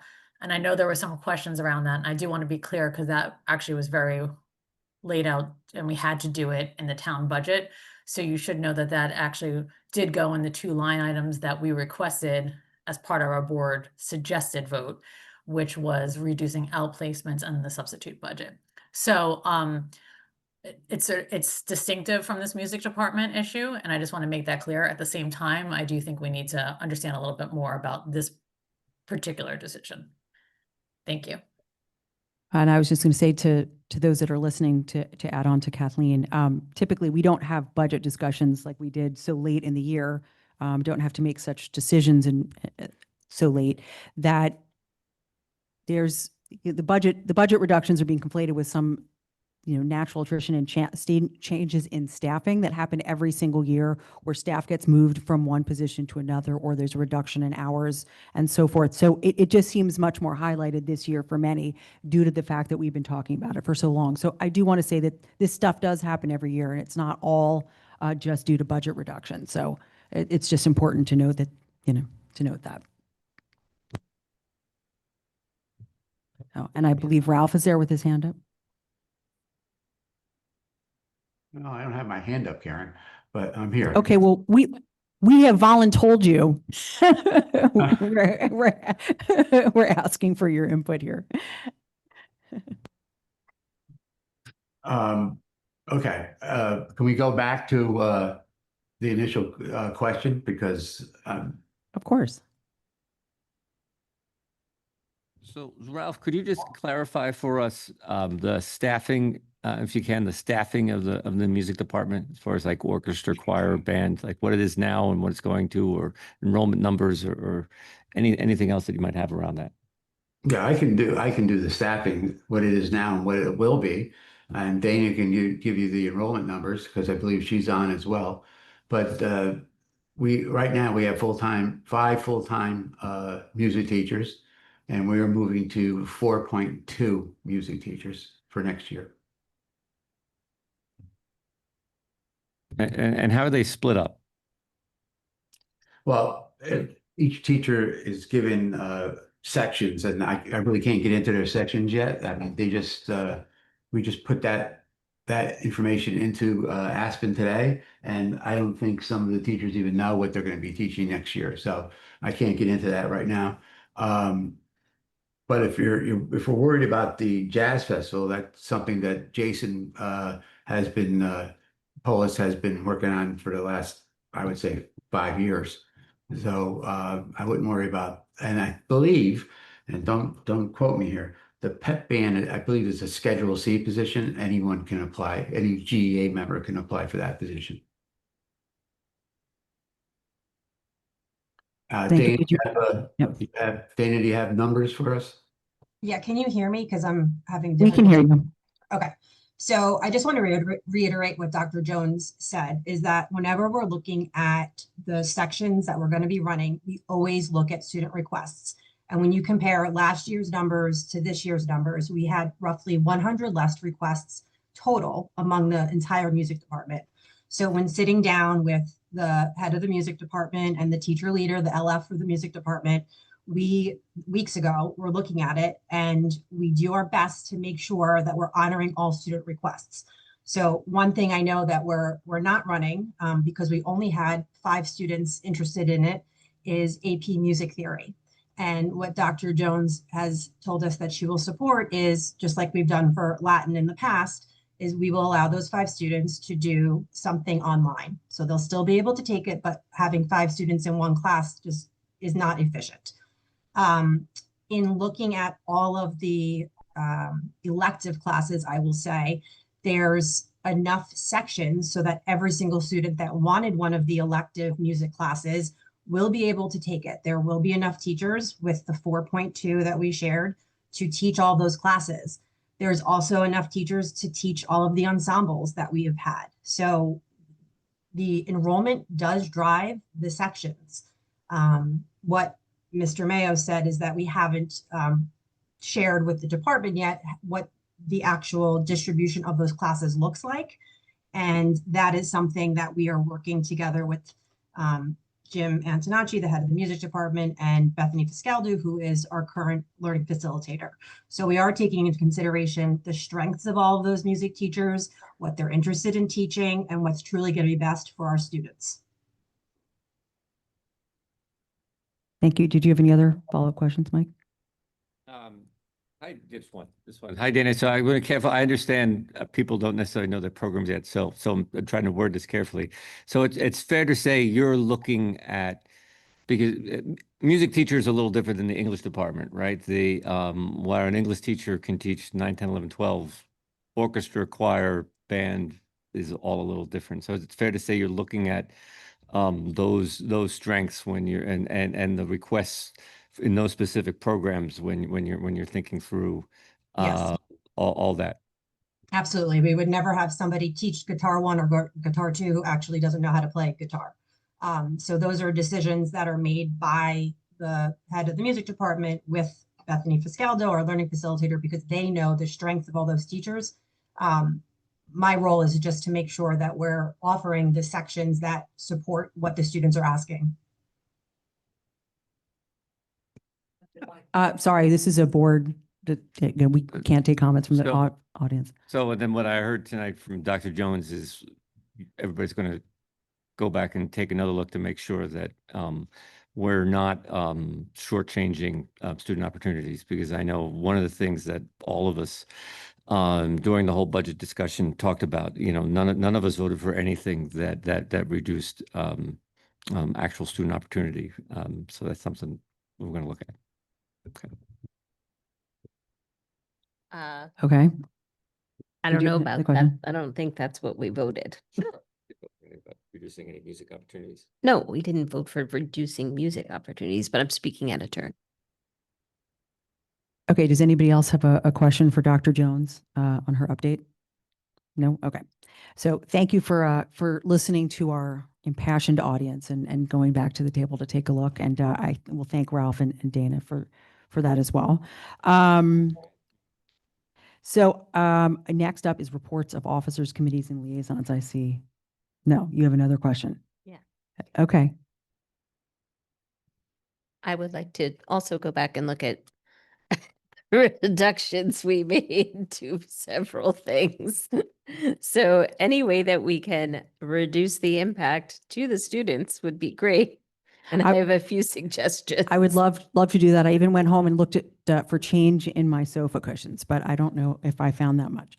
But anyway, so let's move on to the report of officers. Wow. It's a Point of order. Yes. I didn't want to do this because I wanted to earlier because I know I didn't want to keep the kids waiting and stuff, but I wanted to propose an amendment to the agenda to add a possible discussion and possible action on a request of an interim for the purposes of transportation at Greenwich High School. Do you have a motion that you want to make to add it, or specifically? The motion right now is to revise the agenda for discussion and possible action. I will second that. Any discussion on adding, adjusting the agenda to add that? If not, I take a vote of the board to adjust and add that to the agenda. And since Kathleen's online, I don't know if I have to roll call you, but all those, and Wendy, I'm sorry, yes, she's been very quiet. I don't see her on there, but all those in favor of adjusting the agenda to add the discussion and possible action on an interim? Okay, that's 6, all of those 7. Okay, so that's 7-0. We will add that on to the end of the, for the action items. Does that work, Mike? Okay. Okay, so from there, we are now going to, for the third time, let's try, moving on to the reports from officers, committees, and liaisons. Okay. I'm just going to start on that end of the table, Mike. Well, I have a different report from the Old Greenwich Building Committee. So as I mentioned last month, the bid situation has been a little challenging given the environment. Tariffs has created some uncertainty around the pricing of certain items. I think it's fair to say, and we're seeing that reflected in the bids. We actually had to go back out to bid on a number of aspects of the project because we did not get any bids because there was so much uncertainty that certain contractors, things like electrical and things like that, did not bid. So we went back out to bid. Those bids closed last week. We are currently working towards GMP based on all that. But it's fair to say that we're looking right now at a little bit of a delay and possibly some price massaging based on the current situation. So we'll keep you all informed. Thank you. It's an unfortunate update, but I appreciate the update nonetheless. Does anybody else have any updates? Sophie?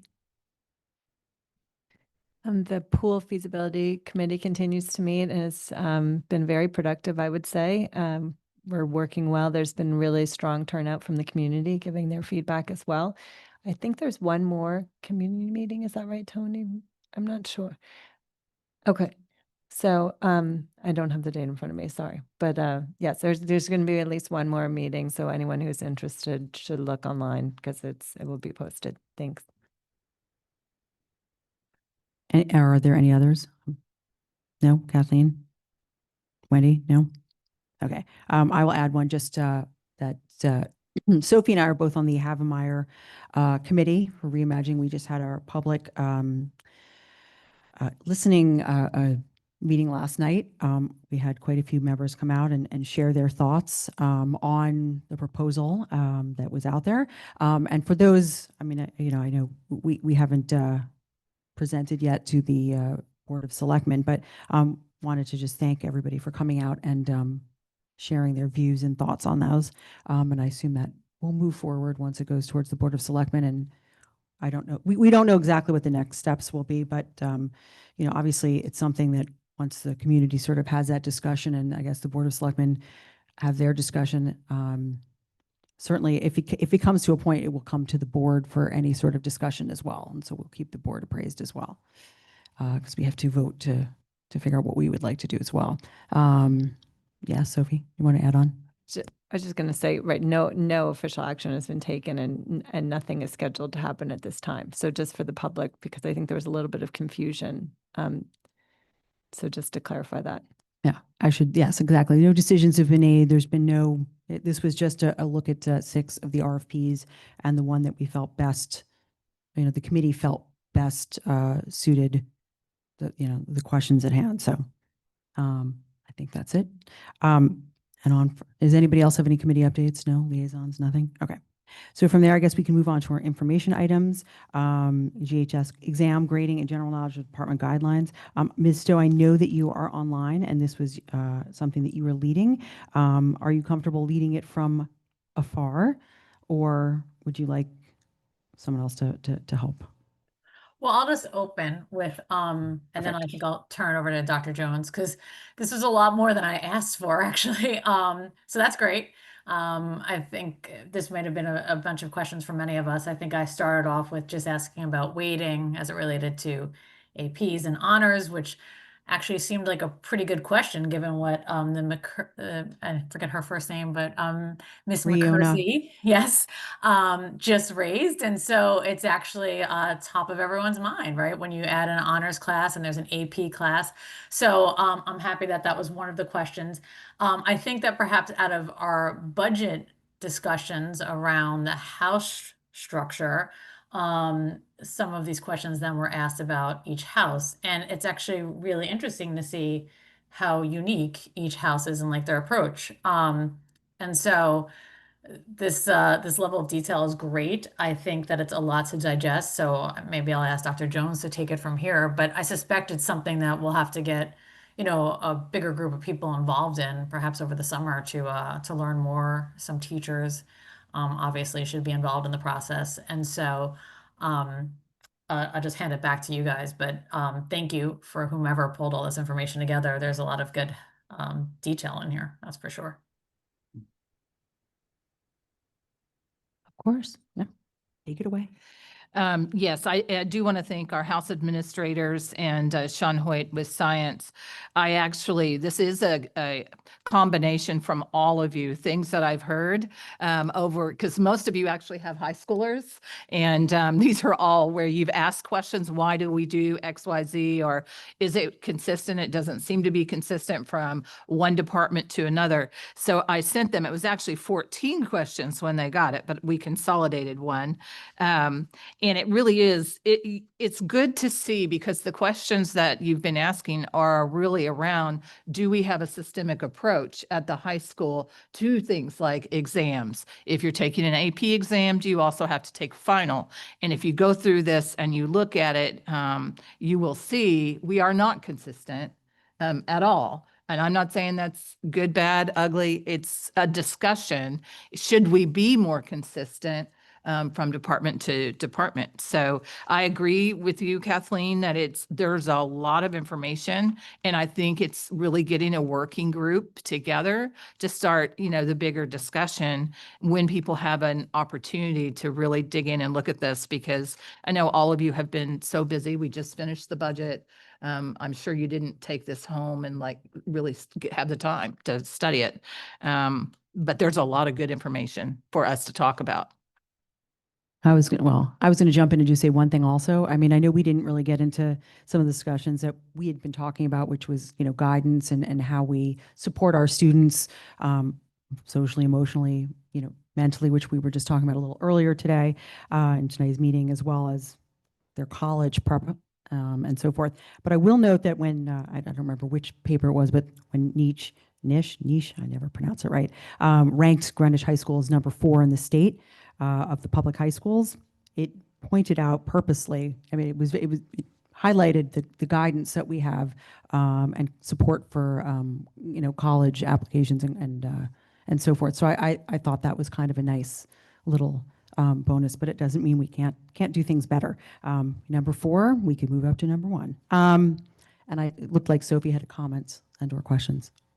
I No? just again, I wanted to say that I was really happy to see this, and it is a lot to process. And I do think it's interesting to see the variation between the departments. And there's a certain logic, I think, to the different disciplines having different approaches. But I would love to hear more about it from the department heads and hear more from the teachers, because I think we get feedback from students sometimes I think that's what prompted these questions. So I'm glad to actually have this information to sort of support those discussions. So thank you very much.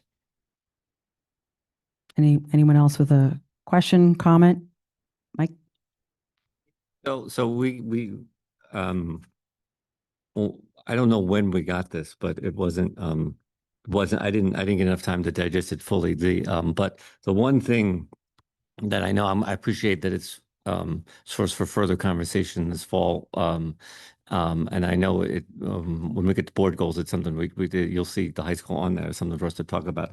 I made this point last month. It's just worth bringing up because it's a particular bone in my craw. On page 13, I appreciate the question about data around reading goals, and I thought about it a lot since our retreat conversation about the tools that we have as a district, the discrete tools we have in the district that tell us the reading and the literacy levels of 7th graders or 3rd graders or 5th graders, and the discrete interventions we have. And the answers here seem to confirm that we don't have those same discrete tools at the high school. Which is interesting because we have that technology now and we have that science. So if I'm in a sophomore English class and we're reading a book at this Lexile level, teachers should know that the book's at this Lexile level, but these 10 students actually have a Lexile score of 150 points lower. and because that's going to inform the teacher's decisions. And those are the kind of things that when we're having those conversations, when we're having these kind of conversations, I know Bonnie Regan, because I had some conversations before, knows these diagnostics better than anybody. So we have the resources and the expertise in-house. It's interesting to think about how we might want to think about that at the different levels. And I might say you proved my point that it's lots of different board member questions, because it was your question from the retreat. And I always take notes during the meetings, but I go back and watch the meetings also so that I don't miss anything. I just make sure I don't miss anything. And so this was it was a great question, because it also helped me know that we don't really have that foundational piece for reading for everybody. We do have reading classes and all types of supports, but that's something that we definitely need to go and look carefully at. Are there any other specific questions at the moment? I was just going to say, I also wanted to thank all of our, the heads of houses, for compiling all of this information. I know it's not easy. It's not always at their fingertips, and there's a lot going on at the very end of the year here. I also wanted to thank Sean Hoyt, who's not a house administrator, but also heads up science. So for all of this work. Jen, did you have a question? Oh, of course. Yeah. I do want to say publicly thank you to Jonathan Sopranowitz, because each house administrator and Sean did it independently. And then I had it was like, I don't even know how many pages. It was a lot. And it was Jonathan Sopranowitz who actually helped pull it all together in a document that you can actually read and understand. I was just going to point out that, yes, while both of my high schoolers have graduated, I certainly listened all the time to them and all of their friends as I did all the carpools and the complaints and how come you're getting this in your class and I'm not getting this in mine, or whatever. We're having different exams or the same exams and we didn't learn that. It is good to know that the heads of house are all, and the heads of each department are really taking a look at a lot of those things. They're talking about how they do require the same exams, but they go through them to approve them every year to make sure that they cover, the topics that were taught in the classes, and making sure that if there's one of the individuals that responded commented on reviewing all of the questions, and if there's something that almost everybody got wrong, they go back and look. Did they not give enough information? Was to the students about that subject or that topic? Was there an issue with the question? Was it not asked? So it's really nice to hear and see all of the work that goes into it. It's not just what we hear from our students who, obviously have their own viewpoints, but it's good to know. And I think it'll be a good start for a conversation for us going forward next year. Mike? Mm-hmm.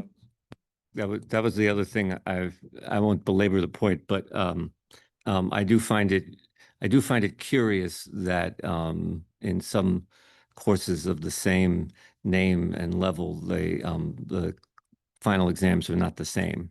As we know, what gets tested gets taught. So that's curious. You've got the lines on page 10 around, teachers of the same course do not give the final exam.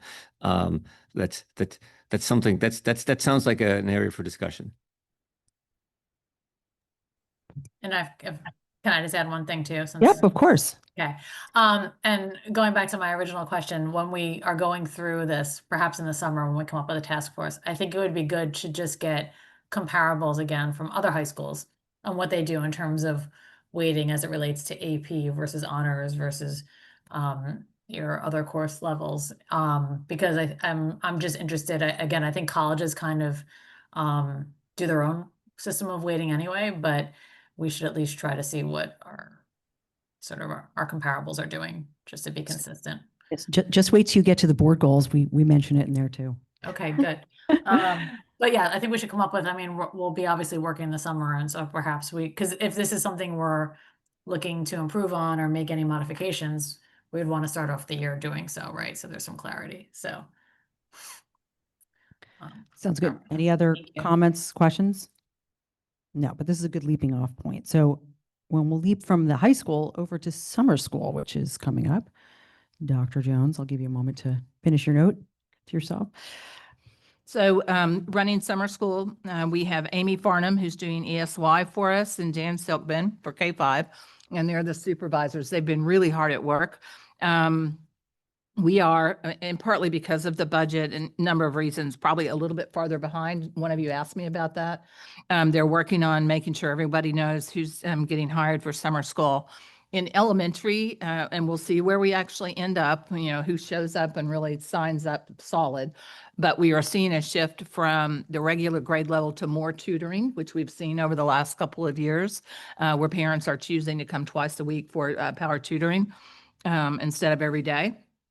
I would say at the high school, one of the biggest shifts is we had, as of last week, already 100+ students already enrolled in the financial literacy, because it is now a requirement. And, encouraging students who don't want to lose a music elective or something that they're passionate about, because they have to give something up in order to take financial literacy, and it's only a semester course. So I could see that number continuing to grow over this next week or so. But again, we're moving forward, and I'll give you a report at the end of the summer, and we're excited about it. Oh, good. So I know several people had reached out to me and I had asked you as well about staffing for summer school. So that's happening now. So while people don't know, we also know towards the end of the year, students, especially once in the high school and higher grades, when they discover that they didn't have a grade that will give them passing, oftentimes they have to then sign up over the summer. So we don't really fully know yet. Right? Is that what you were saying as well? Okay. And I will say another change that we made at the high school level is we all have always used Edgenuity for credit recovery to help. We have teachers attached to that, our teachers. We've expanded that license so that we're not capped at like 40 students. And again, that helps us with our financial literacy, and it keeps us from having to just cancel so many courses. Because last summer we had, 3 students would sign up in a history class that they really needed, or 3 students for an English class, and it would get canceled because you can't hire a teacher just to teach 3 students all summer. And so we have a little bit of a different structure, and it is a structure that I have used for, 15 years. So I'm very familiar with it. So I'm excited about that too, because more kids are going to be able to recover their credits and not just have their class canceled. Thank you for sharing that. I think it's good to know that even over the summer, we're still working to help support students that need a little extra support and credit recovery as well. Any other questions? No? No, Kathleen, nothing? Okay, wasn't sure. All right, Wendy, nothing? No, okay. So I think from there on, we can move towards board goals. I know what? Yeah, I'm going to put them in it then, yeah. So I know we're moving over to board goals as a discussion. And I don't know, I know we had Mike and I had gone over some stuff, and I don't know if it actually got posted yet, so we can always make sure to share that with you, but I'll hand this over to Mike to lead. Did it get posted? Okay. It might not be in the packet, but it should be posted.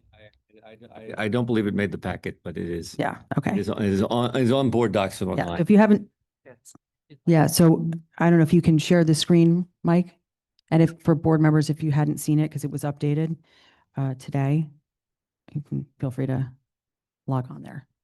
So thank you. So Yeah. before us tonight, as an action item is, right, this is an action item, right? Yes. So is it an action item? Should be, Okay. right? It's on as a discussion item, but you can choose to act if you want Right, to. that's, It's a yeah, bonus, that's why I was like, I felt that I was still in the I know that's discussion, but we'll do it as a discussion item, and then if if the board's ready to move forward, we can make a motion to. So hopefully this might become a action item before the end of the evening. So if you recall, so before you tonight is a revised board goals document for 2026. Recall at our retreat, we reviewed and through a self-assessment last year's goals. And we took feedback from different members of board around crafting goals for this year. I sent out the draft last week, and before you is a revised version based upon some of the feedback that we got. So it's actually color coded in here. based on the red or revisions. If you looked at the one I sent out last week, what's in red is changes since then. What I thought we might be able to do if everybody's up for it is expeditiously try to go through each goal and talk through the bullet items and see if we're doing some wordsmithing as necessary, in hopes that we can come to consensus around the document. The organization of the board goals are very similar to the last 2 years.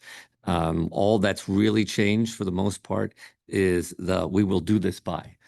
These are it's split out around the main parameters of the board, like student learning achievement, facilities, and budget, and those areas. And how we do this, or the we will do this by, is where most of the annual changes are. The last note, just reminder, is that board goals are different than superintendent goals or the strategic plan. So while the strategic plan is focused largely on student achievement, but it's also over a 5-year plan and kind of like the North Star, particularly around realizing the vision of the learner. Board goals speak specifically about what we, the 8 of us as board members, want to try to accomplish next year. So they're not goals for the district as much as they're goals for us. Any questions before we move on then?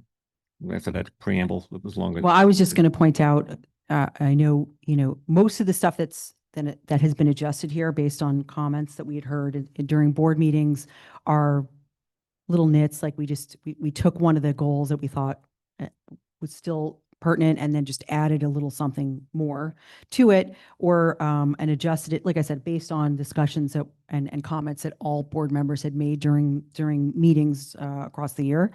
The only thing I wanted to point out was we had added something and revised something slightly under school budget / fiscal oversight, which was number 3.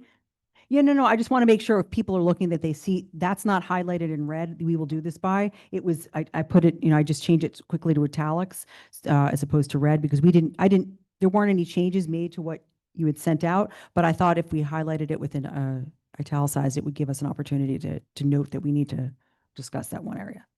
Okay. So I will let you lead. I just wanted to point out my little editing stuff. So number 1, student learning achievement.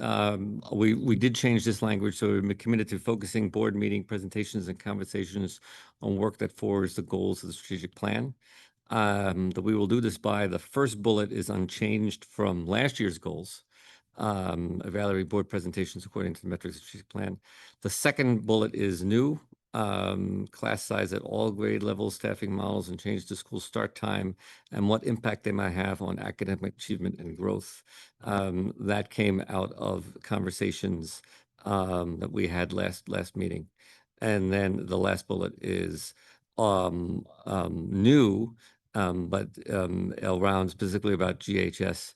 And that comes out of the budget conversations we had. We heard Dr. Jones talk about different conversations about how we might be able to look at the structure of the high school.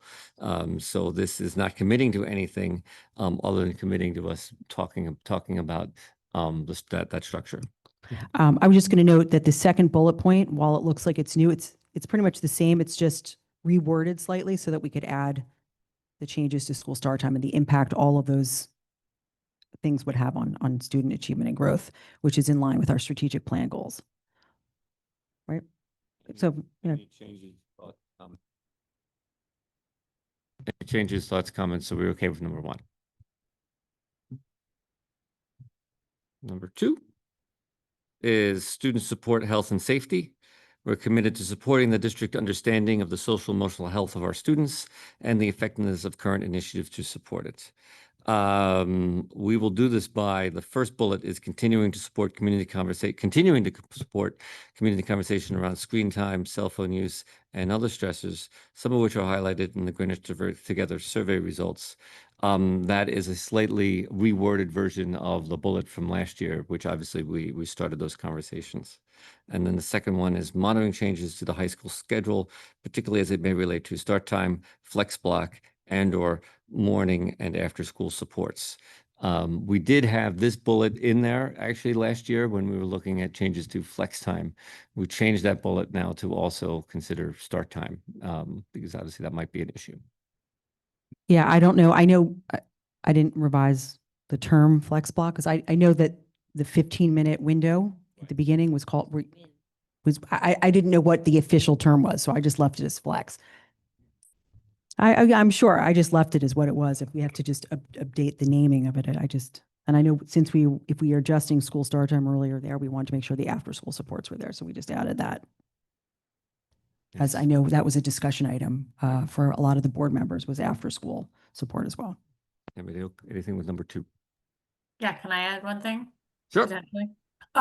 Just as we've changed guidance a little bit in terms of their role as we're automating enrollment, I don't know if the overall role of guidance counselor has changed, and of course that would impact student support, health and safety. So just wondering if we need to add anything there on that front.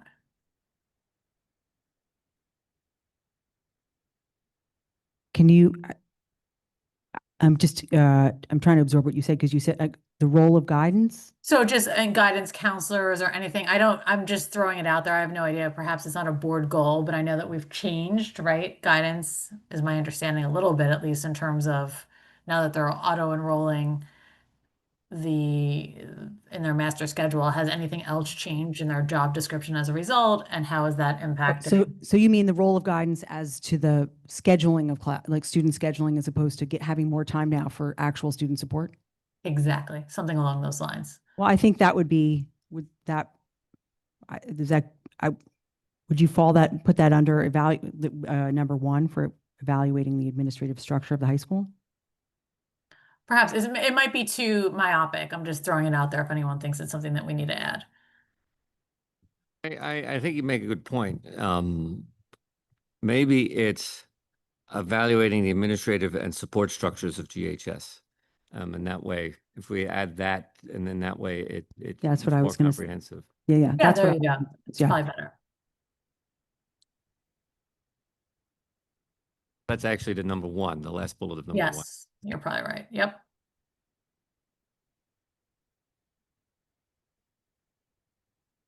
Sophie, did you have something you were ruminating on over there?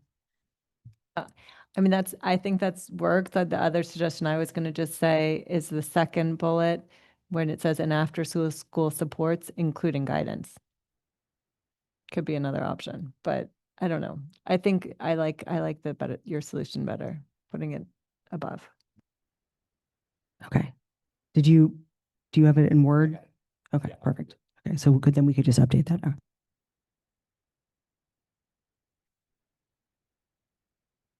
All right, number 3 is unchanged. As far we are committed to, you see, and advocating for us is in red there.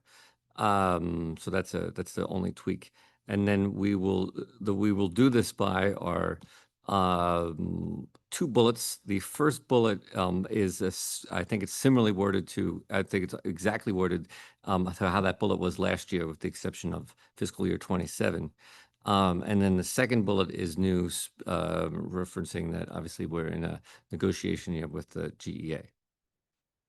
I added, and you should know, so it says negotiate a GEA contract that allows for increased teacher collaboration and development while maintaining a sound fiscal footing. The teacher collaboration and development was drawn from the themes we heard in the achievement reports last week. That's why I put that in there. But and I think it also supports one of the strategic goals. So I'll just point out, the only reason I italicized it, I love the idea behind it. I just want to ensure that, because I know we are going into teacher contracts, but I'm not sure how that, if that's something we can, I just want to make sure it's something that we can add. That's all.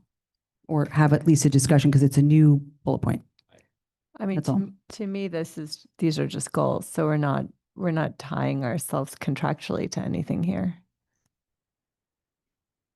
I think it'd be different if you're talking about the privacy of negotiations, right? I think this is worded broadly enough around values. We're not speaking specifically about, we're not making a board goal that, of a salary increase of this percentage. I think that would be where would be a problem.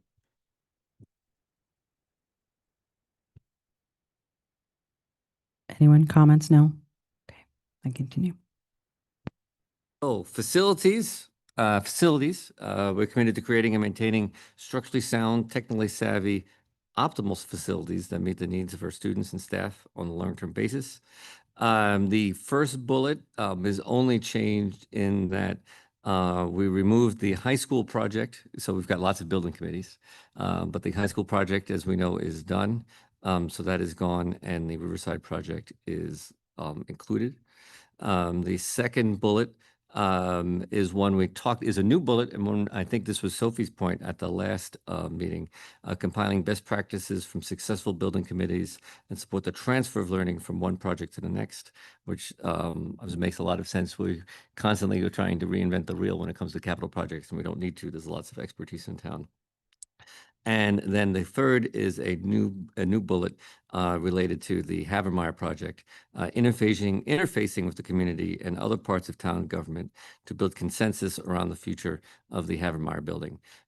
I worded that in the most neutral way as possible. Obviously, we want to try to build consensus. What that consensus may be, I think, has yet to be determined. But it certainly does fit right there in facilities. So, yep. Questions, comments? Anything we've missed? All right. So board professional and development. So this is all about our own professional development. So we're committed to evaluating. This is a new bullet. Evaluating and strengthening our policies and procedures for board self-evaluation, including a mid-year evaluation in January of each year. Sorry, that's not a new bullet. That's one that was last year that we didn't do, and then we just kind of started doing it last week. But we noted that we didn't do it last year. So We can pretend it's January. There we go. We also committed last year to the second bullet and did not do it, so we're going to try again. Communicating and sharing best practices more frequently with other boards of education across the region. The third one is a new bullet, attending all board meetings in person so far as possible, review relevant information, and become informed concerning the issues to be considered at those meetings. And then the fourth one is to have at least 100% participation in a one board training, which is our annual goal. And we are still trying to put that together with our, with legal to go over some special education changes in special education law. So we're still working on that one this year. You will recall we scored the poorest in number 5 when we reviewed ourselves last month. Yep, agreed. Any comments or thoughts on the new goals? Okay. I love the one on attendance. Yeah. So Well, we added that because there were several comments and I didn't. But I didn't say I did it. Others added it. I said, yeah, so that's directly worded from one of our policies. So I took it. It's already written in one of our policies. So I just put it in there based on comments. So I didn't want to. I wasn't changing anything. It's already in our approved policy. Number 6 is board district and community engagement advocacy. We're committed to improving community support of the district by promoting the positive attributes, maintaining open lines of communication, and encouraging parents and community member involvement. The first bullet is not new. It's the same as last year.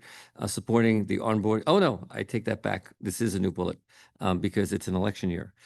Supporting the onboarding of members beginning new terms this November. If we have new term members beginning in November, we want to do that, obviously.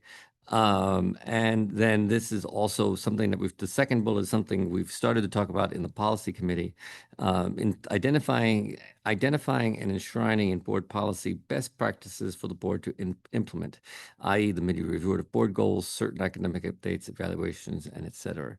We started talking in policy about certain, for lack of a better term, best practices or things that some years we do and some years we don't do. And if it might make sense to have a policy for ourselves and for future boards of things that we want to make sure we do every year, like the mid-year review and things like that. So that's something the policy committees started to talk about. I think it's a good goal to have. We talked about also like a handbook for new board members or, current board members with best practices and goals and some things that we've learned over the years that, sometimes doesn't always transfer from one year to the next. So I think it's a good idea. I mean, I can't speak for anybody else, but. Yeah, if I could just add one thing, I think, I think this is a great goal. When I came onto the board, we had a somewhat of a robust process, and I think it was really important because it gets you, I mean, I've served on boards before, but I hadn't served on a school board, and there are differences between that and other public boards. So I do think it's really important to have that process be a little bit more robust, as we probably have a lot of members turning over. Any other thoughts, comments? I guess the question is if the board feels that they're comfortable with these and if they would be ready to vote and if a motion should be made to move it to an action item. So given this is in theory our last meeting of the year, I'd like to move to approve the 2026-27 board goals as amended. Well, we have to make a motion to move it as an act into Can I an move? act, I would like to move it to action and then, right? Right. Never mind after all that. I would like to move move the 2026-27 board goals to an action item. I'll second that. All those in favor of moving it to an action item? Okay, that is a 7-0 vote. So, no, I mean, why not do it now? Instead of going back to it. So I would like to move to approve the 2026-27 board goals as amended. I'll happily second that if you'd like. Any further discussion? No? Okay. So all those in favor? Oh, okay, perfect. That was a 7-0 vote. Fantastic. Thanks for all your work on that, Mike. Thank you, everybody. Next up is monthly financial report. And then following that will be budget transfers, both of which are under Mr. Randy and Mr. Lai. So I will turn this over to them if they are ready. I see you there. Take it away, fellas. Okay. All right. Good evening, everyone. So on the monthly financial report this month, when we look at the year-to-date May operating budget spending, it is below the last year run rate. It is an indication that we will have the budget balance for around 2 million to 2.5 million at the end of the years. This will be used for the long-lapsing account arrangement. On the food service, we expect it will finish the year within the full year budget with minimal balance. Any questions? I'm sorry. We're going to end the year with the balance. Is that what we're putting in, what we approved last week to put into the non-lapsing, thank you, the non-lapsing account, which we then use to fill the budget gap for transportation. Okay, just checking. Yep. Questions? Anyone? Bueller? No? Okay. Okay. All right. And then the next items is on the budget transfer. Again, it is most of them is the year-end budget transfer within the school, within the buildings to kind of like make use of the available budget balance in the school building for their year-end purchase. So nothing extraordinary that needs to be reported. Questions, comments? Okay. So continue. That's all I have. Oh, perfect. Seeing as how there are no questions or comments, I want to thank you guys and thank you for leading us through this difficult budget year so well. That's nice to know that we have funds to carry over to fill some holes. So thank you. So next up is the first read for policies. I'll hand the mic back over to our policy chair. I have a lot of work tonight. Yeah, makes Laura policy chair next year. So before you tonight is a first read is a new policy on the hiring of senior level administrators. You may recall this time last year, we started that discussion and we actually made it a board goal last year around looking at our own structures around that. So there are two documents here. Sorry, there's one document for hiring senior level administrators. So in a nutshell, I won't obviously read you the policy, but this exited the policy committee with a vote of 3-0 or 3-0. In general, it makes it clear that Dr. Jones continues to be the hiring officer for all building principals and senior administrators like assistant superintendent, director of special ed, so on and so forth. It gives the board the right to put a representative on the hiring committee. So as you know, most principals hiring, usually there's a committee of parents and staff members and things that start that interview at certain levels and interview the principal candidates. So this would give the board a board representative a seat at that table. It also it allows provides the board an opportunity to meet the hired individual after it's made public. So that we're able to, many of these individuals, at the first board meeting, so that we're able to meet with the person and talk to them and give a sense, and so that when community members talk to all of us about them, we're able to discuss from a position of information.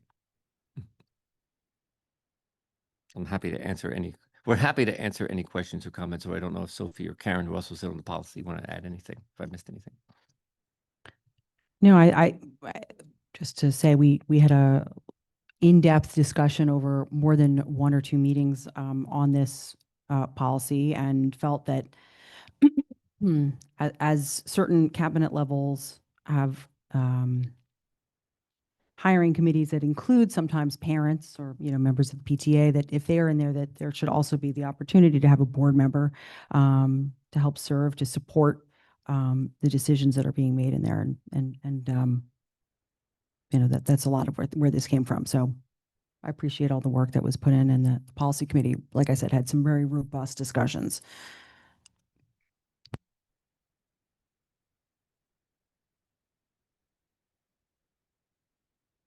Then we'll move on to the second first read, which is gifts and grants. So this is a proposed revision of policy 3280.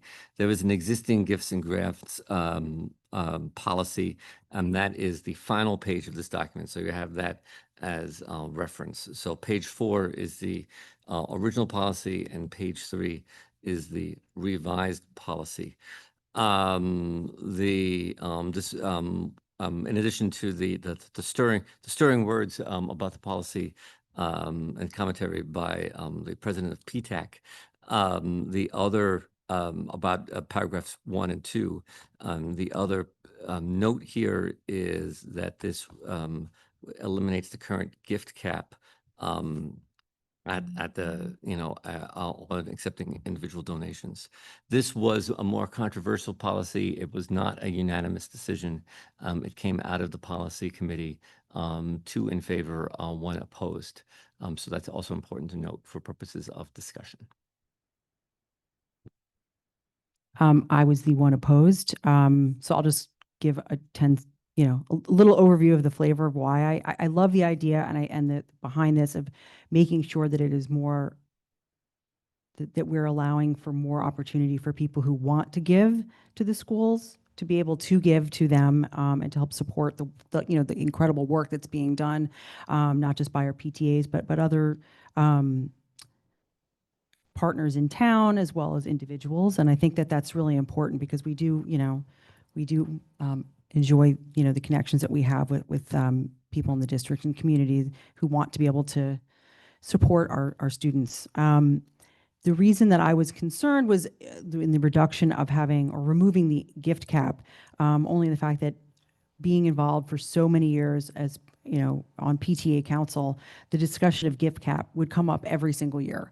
And it's really important as there are schools in the district that can raise significant amounts of money every single year, and there are other schools that can barely raise enough to put smaller programs for their students together.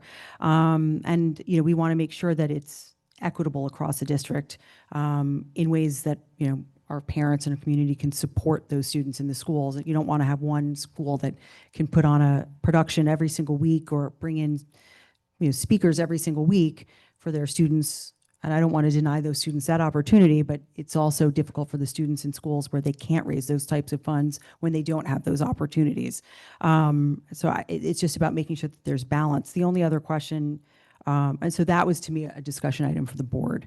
The other thing I had questions, we changed this second to last sentence, I guess they're above the definitions, or the last sentence above the donations above $20,000 in value made by an individual, blah, blah, blah, blah, blah, will not be subject to a board approval, right? So,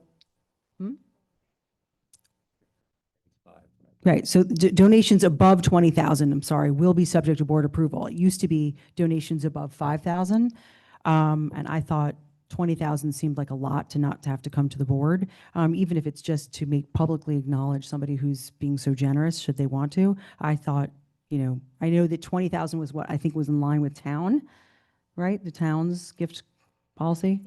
I pulled it out of the air. Oh, you pulled it out of the air. Okay, I had thought 10,000 seemed like a much more appropriate number. This is just our policy. Then it goes to other parts of county government. So that was the reason that I voted against it, just because I thought we should have a discussion on gift cap as a board, because of the reason that the gift cap was instituted originally. I know Brandon has been involved in gift cap discussions for years as well, because I've sat with him and talked about it in the past. And so to me, also donations above, I thought $10,000, not having to have board approval. Donations of 10,000 or more being approved by the board seemed more appropriate to me than 20,000, but what do I know? Be a typo. I think we agreed on. I thought we had reduced it, but either way, I just, so that's just my flavor for it. And again, I'm just but one person. I guess just in terms of the cap and giving, I just want to clarify for the public too, that the board always reserves the right to reject a donation. We don't have to take a donation if somebody wants to give us money. This was just streamlining if people do want to give money, just to make them, you know, I mean, I think there's been a discussion about how can we encourage more private philanthropy and not put hurdles in the way of people who would like to write a check. I know we had a conversation, is it 10, is it 20? At the high school level, especially, you know, for the PTA, there are people in our community who could write a PTA check each year for, you know, some great number. And we want to make it easy for them to do that if they want to. And I understand Karen's point about equity across the schools, and I really appreciate that. I also feel like cash is fungible, and, you know, a rising tide floats all boats. So, you know, if people want to give, I just hate to say we're not going to allow you to give, because I actually feel like it hurts all of the students if we're turning away money. You know, and I think we can always be hyper conscious of this question of equity across the schools, and we can always revisit the policy and say, okay, it's not working the way that we want to, and we can tweak it. But I kind of would like to err on the side of let's encourage as much private philanthropy as we can, because it's going to benefit our kids. And then if we need to revisit it, we will. I see Wendy's hand up. Yeah, I just had a question about the partner organizations. Is there a list of the approved partner organizations? And what is that? There's a list. I mean, I believe it's our partners, educational partners, PTAs, the Alliance. Ben may have it. It's in our resolutions, I think, that we approve every year. I think it's in, It may be in the regulations. I think so, yeah. There is a list. We can locate that for you. If you go to, it's page 1, there's under definitions, the partner organizations on the very bottom. It's PTA Council, Greenwich Alliance for Education are considered partner organizations. Okay. Okay, thanks. Kathleen? Are you done? Kathleen? Wendy? Sorry, are you done, Wendy, or she was done? Okay. So I actually think this is a good policy. I like the change. I hear you, Karen. And I too was always a little concerned about the issue of equity, but Sophie makes a good point, which is, when more cash, right? Cash is king. And when if more is going to say one school because they have better fundraising efforts, that frees up capital for the other schools, right? And so I think it would behoove us then as fiscal stewards to then sort of say, okay, we can now reallocate this bit of the budget to those schools that perhaps didn't do as well in the fundraising effort. So additional private capital, I think, is probably a good thing, something that we need to consider as our budgets continue to go in directions that I'd rather not see. And I also think it's worthy noting that a school can never go off and hire additional teachers, for example, right? This is only as it relates to capital. And so that would make me extremely uncomfortable if one school could, of course, hire, and so they have different class sizes or something like that. That's obviously not okay.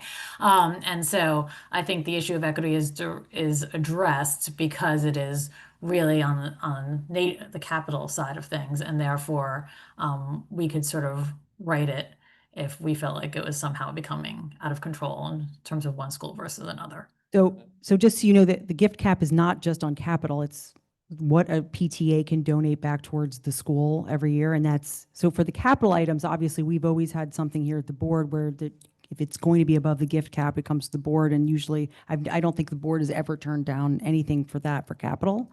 It's for the other piece of it, which is, obviously they can't hire teachers and things like that, but PTA funds support programs that come to the school during the school day that are used as part of, Right, and that's a good point, but authors that come and other programs that they bring in to support academic improvement and things like that for, so that's the stuff I'm talking about, not the. Right, but those dollars, and yes, I understand. So then those dollars could be reallocated in a way to those other schools that you feel like weren't being. But what I'm trying to explain to you is they're bringing in programs that we as a district weren't paying for any school. So we're not reallocating dollars for something like that for another school. This is just additional things that those PTAs are able to support, bringing in a speaker or bringing in, some other kind of activity for the students to do that supports their academics and education. And I'm fully in support of it. I just want to make sure that, one school is not having the opportunity to do one a month and another school has one a year. And it's not something that we as a board can change and reallocate our budget for, because it's not something we have a budget for to begin with. That's what I was trying to point out. It's PTA funded enrichment and things like that. John's nodding. Yeah. I think the Suzuki program is, things like that might be a better example. Well, that's actually. That's the Suzuki program is not PTA. That's something from us, and that's specific towards that one school. Exactly. It's there, but that's what's the word?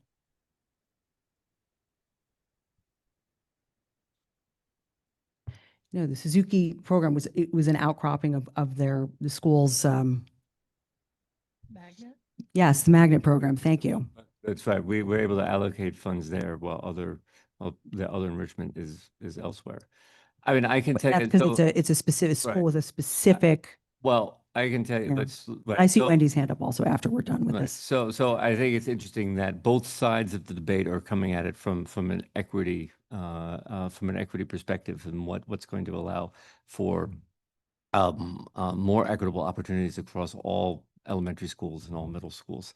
And the point, I think Sophie's point was that raising more money allows us to fill in the gaps elsewhere that maybe we owe it in subsequent years.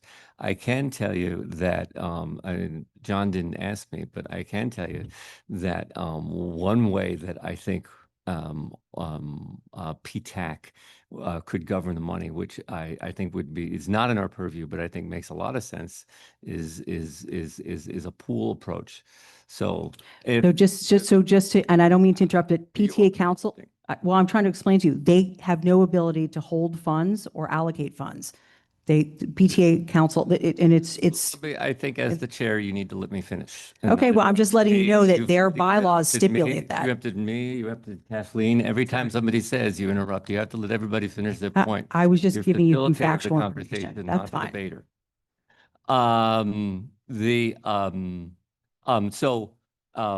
So if it was a pool, so say if there was something like this, and I think this is something that PTA could certainly look at.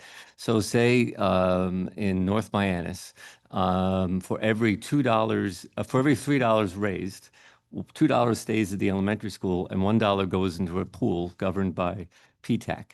And then 3 times a year, that pool is distributed across all 3 schools. That's nothing we can do, but if you remove a gift cap, that could certainly be something that the PTAs could do that would create a lot more equitable outcomes. Give an example. I give $300 as a PTA member in North Miamis. North Miamis gets $200 and $100 goes into this pot, right? In December, all the donations amount for $11,000. And PTAC then distributes across the 11 elementary schools $1,000 each. That's something that, and then you do that 3 times a year. That's something that could encourage more donations across all the districts, while also raising, allowing for greater equity of opportunity. Now, that's not something we as a board can do, but I think that's an example of the creative thinking that the gift cap blocks and doesn't allow. Wendy? I like Mike's idea of the pooling, but I also think let's give it a try. Sophie's idea with the 20,000. I think that could really help fill in the gaps at some of the other schools. Well, the 20,000 was just that they don't have to come to the board to get it approved if they're donating under 20,000.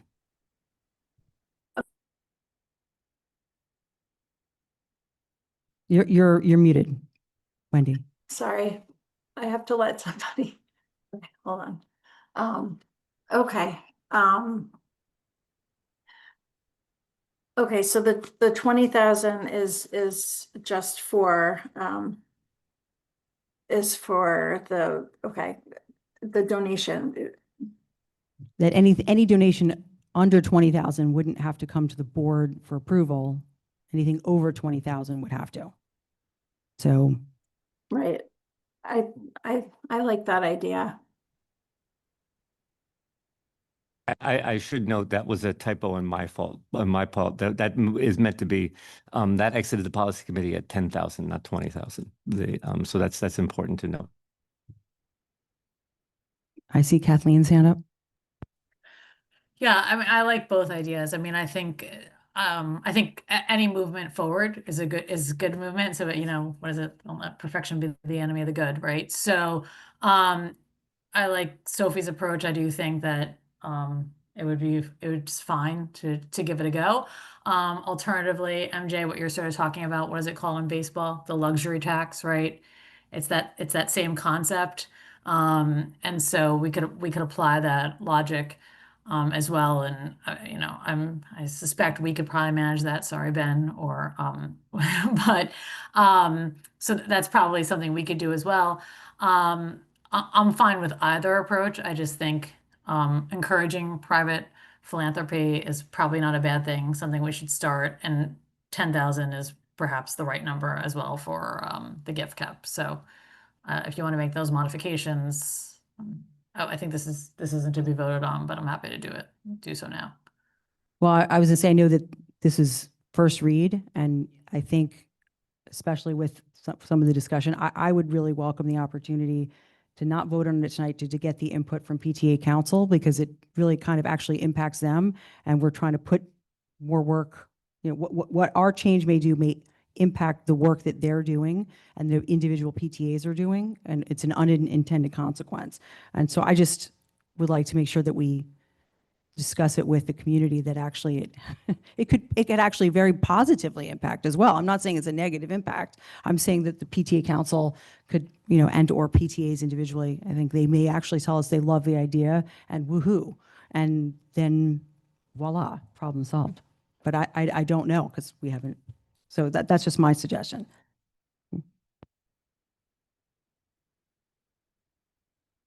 Yeah, Jen? Yeah, I would agree with you, Karen. I think we need a little bit more input and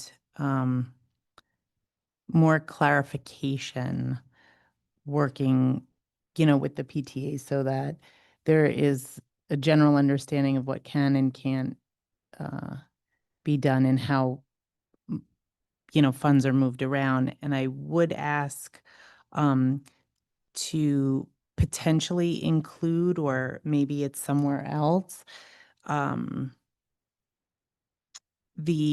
don't want to say rules, but regarding donations and how they are used, or the expectations of us receiving donations.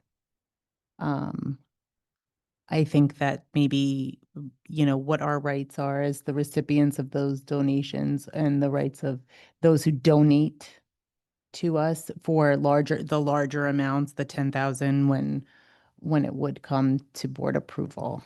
What, just so you know, around that. there is or at least in our old one. I know it's somewhere else. I thought about donations and gifts, and where it basically says that any gift, it has to be given to the district as a whole. It can't be individual, like given to a specific school or program. It's when it's given, it's saying we would like it to be used at X school for this situation. In all the years I've ever been involved, it's never been turned down for that, but that's how it's distributed. So there are things very specifically on the rules, and or I think it may also be on the donation forms. Oh yeah, and it's also in here. Yep. Yeah, it's I guess it's the third paragraph. My apologies, I did miss it. Thank you. You're leading this, yep. So anything else? Any other questions? All right, I think we're good.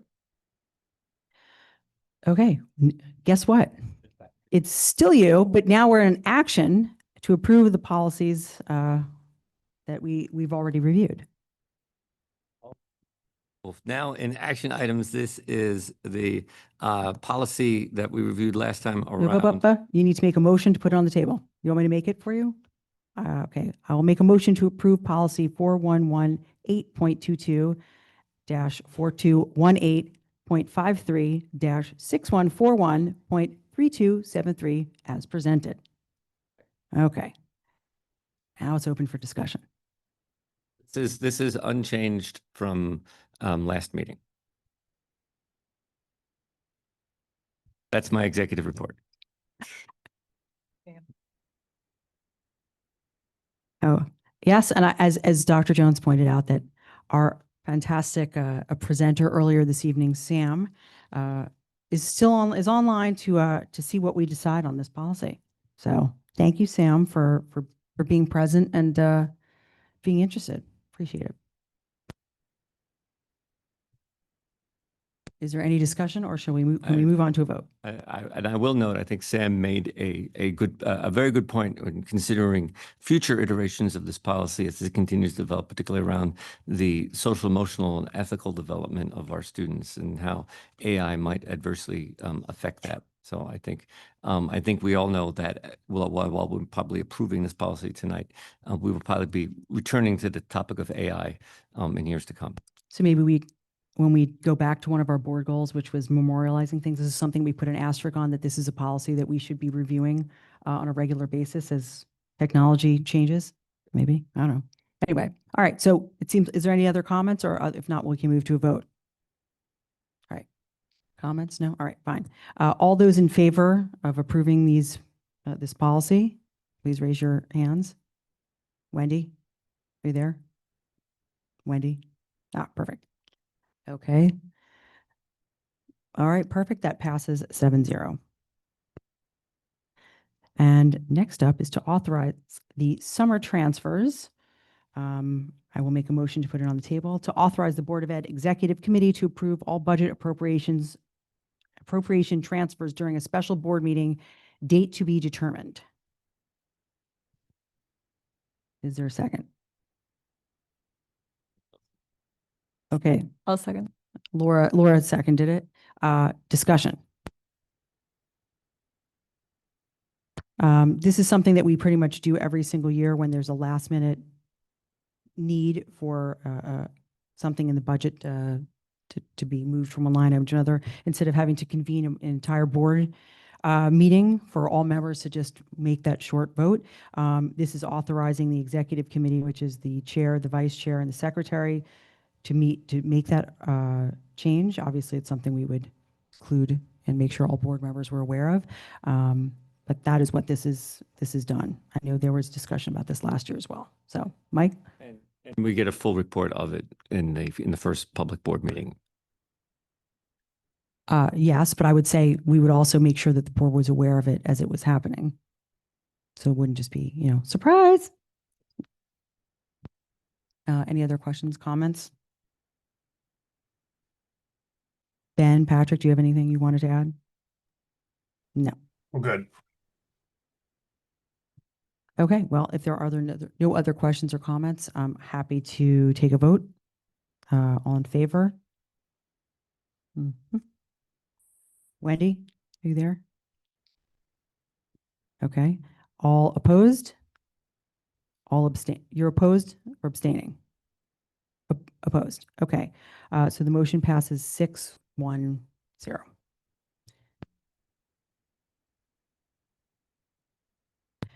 So we added an item here in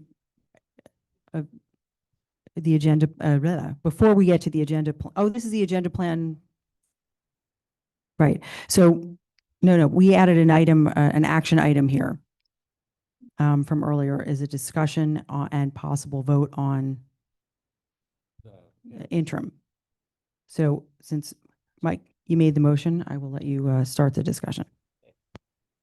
We talked a little bit about this last meeting. Mike, I'm sorry, you guys did have to make a motion now to put Okay. in of what you are discussing, so- voting on.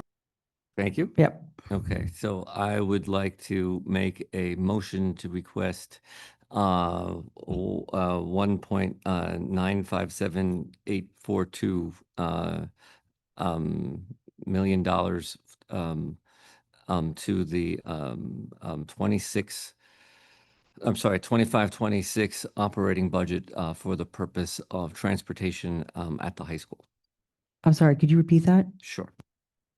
It's not add, right? You're asking to approve a request for an interim. So that's what has to be in the. Right, so I would like to make a motion to request to request an interim in the amount of $1,957,842,000 for the purposes of high school transportation costs. I think that's what we said. I'll second it. I was gonna say I'll second it also, but okay. Open for discussion. Of course.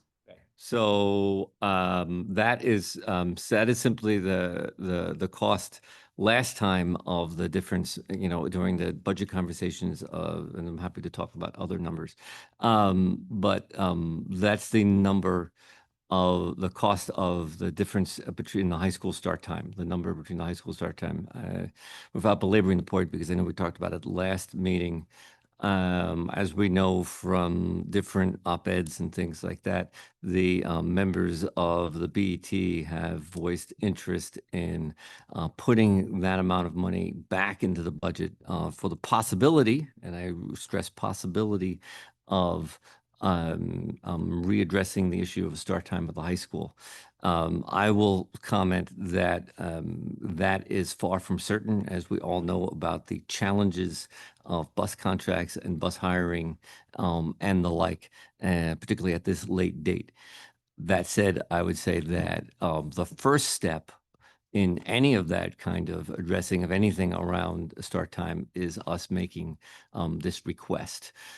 If we don't make this request, the ball dies in our court. And I'm sure we'll hear that in the fall.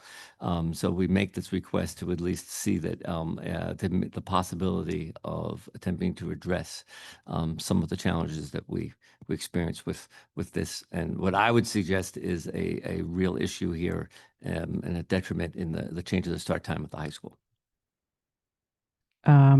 Kathleen, I see your hand up. Yeah, I'd like to amend the motion. I would amend the motion to request an interim in the amount of $1,957,842 for the 25-26 school year for the best use of funds as determined by the Board of Education. To utilize the funds in their best use, I should say, as determined by the Board of Education.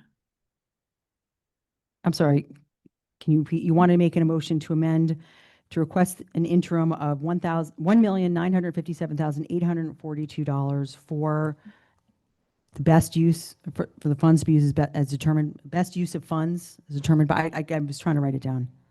Yeah, for the best of funds is determined by the Board of Education for the 25-26 calendar year, school year. I would second that amended motion. No, they make a motion to amend, the board then votes on the possibility of amendment. Comments, questions? Sure. So I am not necessarily opposed to the amendment, Kathleen.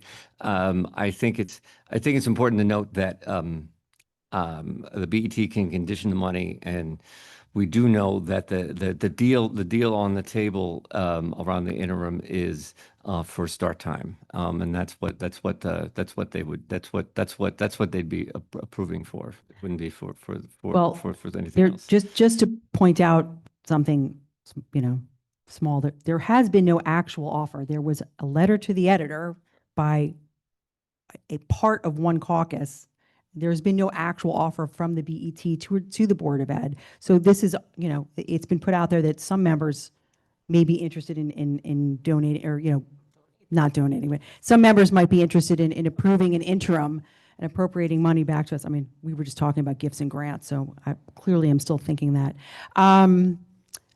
But no offer has actually been made to us. So I think it may be appropriate. We also don't know, because we haven't signed a contract, or we're hopefully signing a contract ASAP, but it needs to be signed. We don't know the cost of the busing that gap would be, right? Well, I'm going to be really honest. If it's Kathleen's motion and we can use it to the best of our ability, I guess, and if you don't use it and it doesn't get spent, it'd go into the non-lapsing at the end of next year. And you evaluate, how we go through the year, because we cannot, I can tell you this, in July and August, and Ben, feel free to jump in, be renegotiating for another 18 buses, 18 drivers that they didn't think they were going to need. And then the cost would change again. And we have to look at safety issues. I mean, when you see the note tomorrow, there'll be a few more like pre-K adjustments. We are in the middle of getting ready for September right now. And I don't want to say the ship has sailed, but the entire community was waiting on action on this when we could have done something. And we really can't right now. But again, if it's with Kathleen's motion and the board had flexibility, or, it's going to sit and not get spent more than likely. Sophie? Yeah, I just want to quickly go over, we voted on this budget in December, and it was out there for 4 months. And then there was decision day in April, and it was very clear at the time that start time for the high school was going to be on the chopping block. I mean, I was sitting there in the audience on decision day. Everyone was talking about it. It wasn't a surprise. It was definitely being discussed in the caucuses.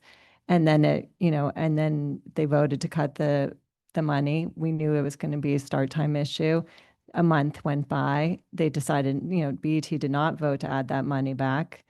And now basically we're being told via a letter to the editor, we still haven't heard from the BET officially. We still haven't received guidance from the town attorney on the legality of any of this and what would be the proper procedure to follow to achieve this goal of maintaining the start time for the high school.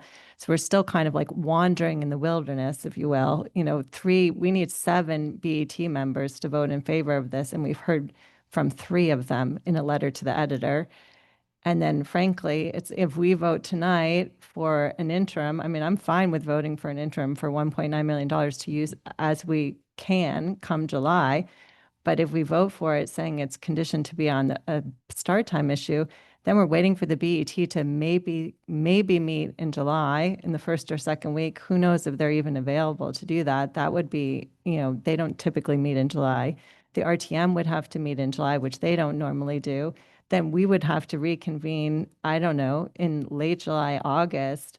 And at that point, the entire high school schedule has been, we were talking tonight about music and what are people enrolling for? I can't even imagine what happens if we have to change the whole schedule. And needless to say, also, it's like everyone's arranging their childcare, their transportation, all of their schedules. I mean, I would love to save the high school start time. I was totally against changing it, but I feel like we're giving the community false hope yet again. It's like meeting after meeting, month after month, we keep dangling this out that we could possibly do this. And I don't see how we can. And then frankly, just another point, I don't know that it's even in good faith negotiating a bus contract saying that, but we might want to change it. I think it's and again, we don't have legal guidance from town legal. So I'm perhaps speaking out of turn here, but it makes me very anxious to be negotiating a contract worth millions and millions of dollars and then talking publicly about, oh, we might change our minds about that contract. I think it's really unadvisable.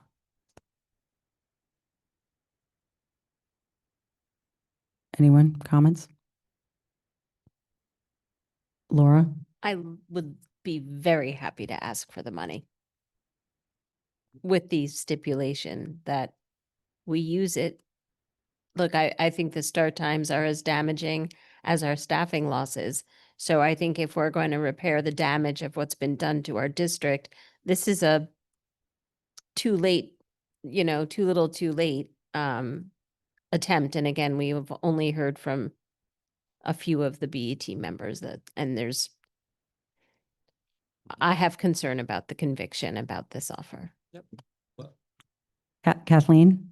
And then I think, Mike, did you have something to say after as well? Okay. No, go ahead, Jay. That's fine. Go ahead. I hear everybody's concerns. I see no harm in asking. I don't want to create false hope out there because I do not speak for the BET. But I can say with 100% certainty that the only way they would entertain releasing this money is for start time. So I don't want people to think that they're getting their jobs back, because that would be really unfair. But I think, like I said before, I don't think that we want this ball to die in our court. I think it's worth, for everything that Sophie said. I was equally opposed to start time. I think it's worth trying to see what can happen, or at least moving the ball. Kathleen, you took your hand down. Did you want to speak next? Yeah. You're muted. And then I see Wendy's hand up after. Kathleen? Sorry, Wendy could go and then I can go. Okay, Wendy? I was just going to say, I agree with Mike. The only offer that's really been put out there by the BET, a few of them is as it relates to the school start times. And so putting this money towards hiring back teachers, I just don't think that's the reality of what's going to happen. People aren't going to, I don't think, get their jobs back. Kathleen, oh, Jen, I have seen Kathleen, Jen, and Sophie. So, yeah, it's hard to know, right? Because again, all we've seen is a letter to the editor. To Sophie's point, I think she laid it out well. You know, this was 8 weeks ago that we were saddled with this process. We did everything right. We begged, we pleaded, we went back. You've sent letters. We've tried to be as responsive and thoughtful as possible through very difficult times. And so I think that, you know, there were sort of crickets every time we ask for a formal response of any sort. And therefore, I think the only thing we can do now is ask for the 1.957842, but, you know, to be used at our discretion. And that is what the operating budget is about. Capital can be conditioned, operating cannot. And so we can ask for it, and then, you know, the BET can do what they want with it. And perhaps you're right, Wendy and MJ, I'm sure you are, that they're going to say, no, thank you, only if that, and then, you know, that's life. But I think that we should be asking for this money, but because we need more money for the district, we actually needed 4 million more. But if this is what we can get, then we'll ask for it and we will use it. I'm sure we will use it wisely. So. I saw Jen and then Sophie. And if that's okay. Yeah. Yep. I'll let you. I'm just gonna, I'm speaking in support of Kathleen's suggestion. And the reason why I would say that is because we can't commit to knowing that the bus company would ever agree to this. So for us to say we're asking for $1.9 million to change the bus contract in the beginning of August, right? That's what we're basically asking for. And I think that's not a good faith request, because if we said that and then the BET approved it and then the RTM approved it, and then we go back to the bus company and they say, no way. What do we do with that $1.9 million? Are we just like giving it, I mean, are we giving it back? I genuinely don't know, because I've never heard of anything like this before, but it, you know, it's not, we don't know what the price tag is for making that change. If we tried to do it in August, we don't even know if it would be possible. I assume it probably isn't, but we definitely don't know what the price tag is. And we don't know, there's another person in this contract, right? There's another party, the bus company, and they're not bound to this. And we haven't even approached them about it, obviously. So it's a little bit like, I mean, I think this is theater, and we can do it and we can try, and if we have the money, but I don't want to say, oh, we're going to use it for something that we don't even know if the other part of the contract would be willing to do it at all. Jen? Yeah, I was actually just gonna, if we are gonna ask, I would support Kathleen's motion to use it as the board discusses and sees fit. I think the time for these decisions has kind of come and gone. And I know that everybody's trying to work with the situation that we've been given, but there's been ample opportunity, and decisions were made and need to be made like yesterday, from what I'm understanding, with the buses and the certainty of all of our families. And we cannot keep going back and forth with a request made through a letter to the editor and hang our hats on that for for transportation. I mean, this is going back and forth, and you know, decisions need to be made and people need to make plans, and we need to move forward. So if we are going to make a request, I think it personally should be for use as the board deems appropriate. I was going to comment, and then Laura, I was just going to say, my concern is, again, yes, not just false hope and asking for money and saying we would be able to use it for X, Y, and Z, because, and I know we mentioned this last time, there's two pieces to it. One is if we go to them and again, the legality of it, I don't even know, but let's just say the bus company was willing to do it, and then they said, all right, well, it's not 1.9 anymore, it's 2.5 or 3.2. Then we've had people in the district kind of holding on to the hope that changes will happen. They have to reorganize and rechange things, and we won't even have enough funding to cover what's actually needed. And that is my one major concern. My other concern is, again, I mean, we did reach out. I mean, we discussed it as a board. Jen and I sent an email and, in support of also the RTM SOMER to do this before, it was voted on by the RTM, and there was no response. The response came after it was sort of a signed, sealed, and delivered from the RTM, who approved the budget. So it's just frustrating, and I hopefully that going forward that this isn't the situation we'll be in, that the board and other elected board members of other town bodies, other bodies of town, I should say, can work together before we get to these points, because I feel like we've been rather unfair. This situation has been rather unfair, not we, but the situation has been rather unfair to members of the community, because it's like playing ping pong, it's back and forth. Anyway, Laura? So I want to just say the mathematical assumption is that let's call it 110,000 a bus. That ship has sailed. The price could be 20% more for these I thought it was buses. around 100. I could be wrong. It's 108,000 a bus. 108? Yeah. Oh, On the I'm old, still talking about the old contract. Yep. Sorry. but it could be 128,000 a bus that we need to Yeah, secure. we don't know yet. No, we're not I'm not- having this discussion about, we're still in, I'm just throwing it out there that it could be more, and this number may not be sufficient. I mean, based on the fact that, we are not in a great bargaining position. So, I mean, Sophie's point is well taken. This is worse than a Hail Mary. Like, this is like an inadequate Hail Mary. So I don't know. This seems, look, I'm happy to ask, but. sorry, Tony. Yeah. Yeah, I just don't want to underestimate how difficult it is with transportation. If you think back to the beginning of this year, we had very small changes. We had buses that were arriving 15, 20 minutes late. You cannot do this kind of work right before school starts.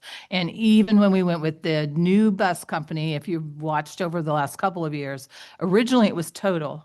And they worked on the contract all summer.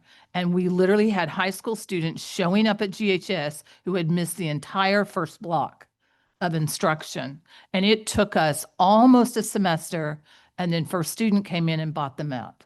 So I don't want to safety is a big issue here. And so is just the instructional aspect. And you can't be doing that work in July and August. So I just want to say, really, the decision has been made.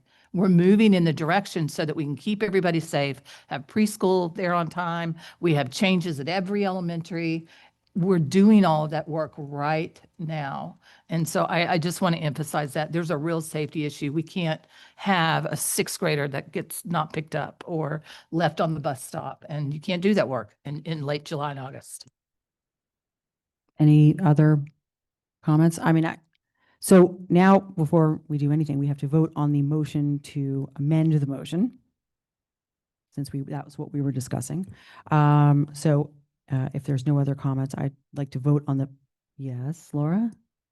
Maybe we should add a little bit more money. We're voting on the motion for that current amendment.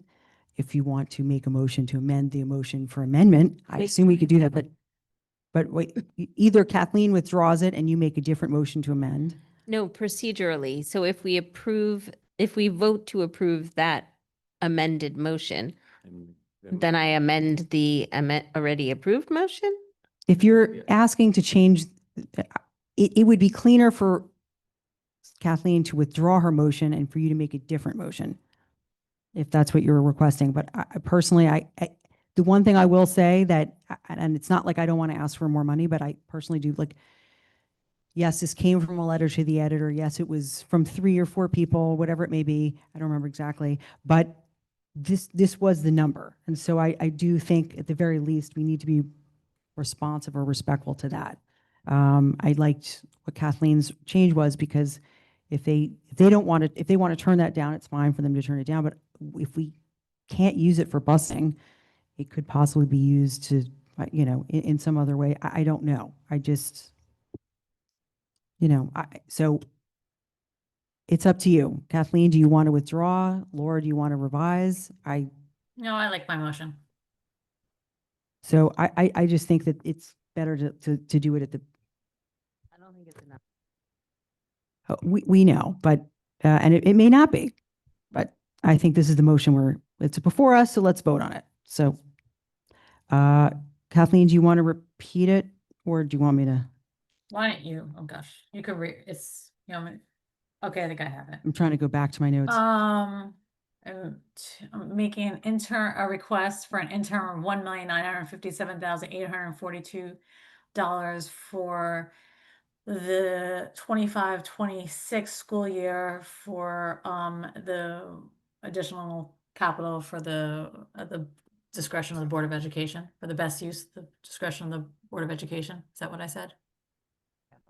Michael Antanasio, did you write down my brilliant words at the beginning? For best use of funds at the determination by the Board of Ed. That's good. That one. As determined by the Board of Ed. Even better. Okay. So we're going to move on to voting on this. I guess all in favor of the motion to amend the motion?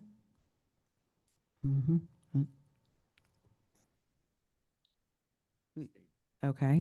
All those against? All those abstaining? Okay, so that is 502. Right.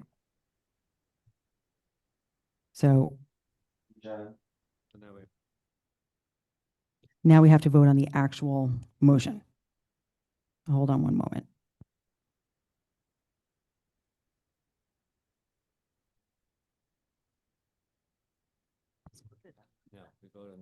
Now we have to, no, we just voted on the motion to revise the motion, the amendment, the amendment. So now we have to actually vote on the actual motion that was made. Okay, do we need to repeat the motion, Mike? Yeah, go ahead. You should No, I'm just wanting, I don't think we need to, so we voted on the motion to amend.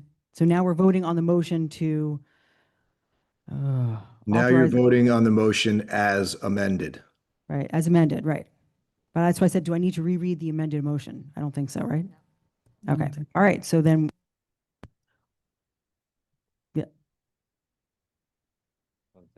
So let me reiterate. I mean, I think I'm fine with the wording, but I don't, like I said, I don't want to create false hope. The offer on the table here and there's only going to be the release and the authorization of these funds if it's for start time. That's really what we're talking about here. Again, and I understand that, but again, we have not heard from the BET. We heard through a letter to the editor from some members that that's their wish. The Board of Estimation and Taxation itself has not had this as a public discussion, so we don't really know what they as a whole would do. You know where the vote. If you know where the votes are, then they've had a discussion that's not been done in public, and I hope that that's not the case.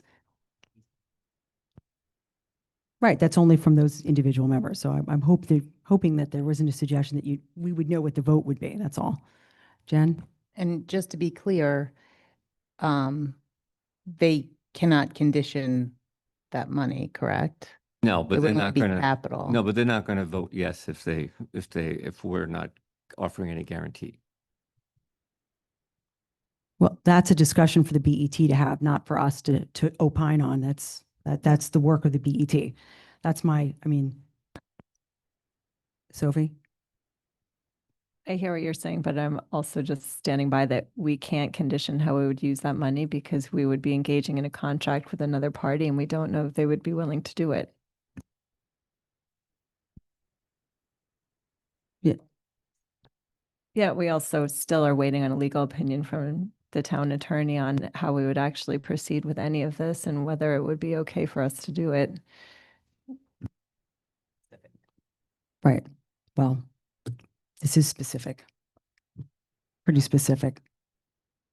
I mean, you can, Yeah, I'm just saying, whenever I had the conversation with her, trying to, understand the legal aspect, she believed, but again, we don't have it in writing, that if we put forth an interim, we must specifically state what we are going to use it for and the amount that we want. So it'd be good to get a legal opinion even before Ben and his office have to do the work, to go jump through the hoops in the middle of closing the financial year and opening the new financial year, to even see if they would even take it up legally. Well, I reached out, I sent them a waiver, and I was told they couldn't turn it around that quickly, and I still haven't heard anything. So Wendy's hand was up, then Kathleen's hand was up, and then I think we need to move on to make this vote. Yeah, they were very clear that this is only for start times. So, okay, let's, I guess, move it along. Kathleen? Yeah, I'm just gonna say, let's call the vote. I think we've debated this long enough. All right, so all in favor of the request, the motion to request an interim, as stated in the revised motion? Okay, that, all opposed? Any abstentions? Okay, so that passes 6-0-1. Okay, there is one other thing I know, what? Oh, so on the next item on our agenda was an agenda plan discussion for 24-25, which is any changes, but we accidentally had a written report, SEAC's annual report listed as a written report, and I know that they had hoped to give us a little bit of a presentation of the incredible work that they've done this year, and so we're going to, do I need to make a motion to move that to a present? Mike? Yes, you do.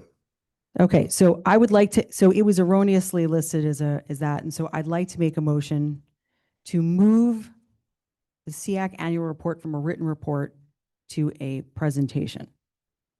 Do I have a second? Okay, Mike, all in favor? Wendy, are you there? Sorry, yes, I'm here. Okay, are you in favor of moving that to a presentation? Yes, okay, so that's 7, yes, you're nodding. I'm going to take that as a yes, that's 7-0. Okay, come on up. And I'm sorry we had you wait till the end. I apologize, because this is really important work that you guys have done, so I apologize.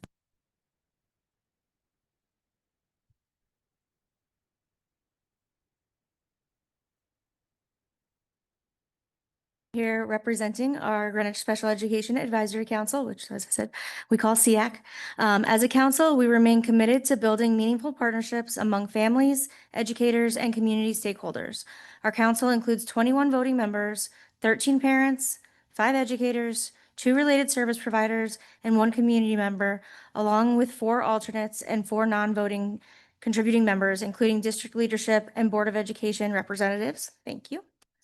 During the 2024-2025 academic year, the SEAC comprehensively evaluated how Greenwich Public Schools currently support students with disabilities and how our past recommendations are being implemented. So drawing on extensive stakeholder feedback, data analysis, and current research, we identified some key priority areas that we would like additional focus. Those being inconsistent implementation of instructional modules, gaps in practical professional development and accessible resources, and ongoing challenges in staffing, programmability, and student placement. Our assessment revealed 2 key insights, one being the link between inclusion and positive behavior, and the second being inconsistencies in the evaluation and eligibility process. As well as 4 critical themes, those being the need for unified district vision and leadership across all GPS buildings that clearly defines expectations for inclusive practices, program delivery, and student outcomes. The second being inconsistent knowledge of implementation of inclusivity instructional models. Third being gaps in professional learning from professional development offered and the actual classroom implementation and use of resources that the district has made available. And the fourth, staffing, program, and placement challenges, creating consistent, equitable process for determining special education eligibility, placement, and support accommodation implementation. We encourage you to read our entire report, as there are more specific recommendations and much further detail than I am able to present at this meeting. I would like to highlight the key recommendations that are a priority and they require minimal cost, keeping our current budget crisis in mind. They are one, for strengthened secondary inclusion support to further extend success being seen in the elementary schools over the middle schools and the high school. The second being optimized caseload management to ensure equitable workloads and maximize staff. The third being creating a paraprofessional academy to provide targeted training for those working with our most vulnerable students. And the fourth to be integrated behavior support to ensure consistent approaches that maintain inclusive placements. Each of these initiatives are covered in detail in the report and have low or no cost suggestions to implement that could be used immediately for next school year while laying the groundwork for long-term solutions. Finally, all individualized education planning must remain fully aligned with federal mandates, including child fund, least restrictive environment, and free appropriate public education. Full compliance is essential to ensuring that every student receives the education they deserve. Our first step in implementing these recommendations is presenting them to you tonight. Next, we would like to work on establishing a vision committee with diverse representation of stakeholders, including staff and parents over the summer, and launch stakeholder engagement sessions before the school year begins next year. We would like SEAC representation on this committee, but in addition to key stakeholders who may not be on SEAC.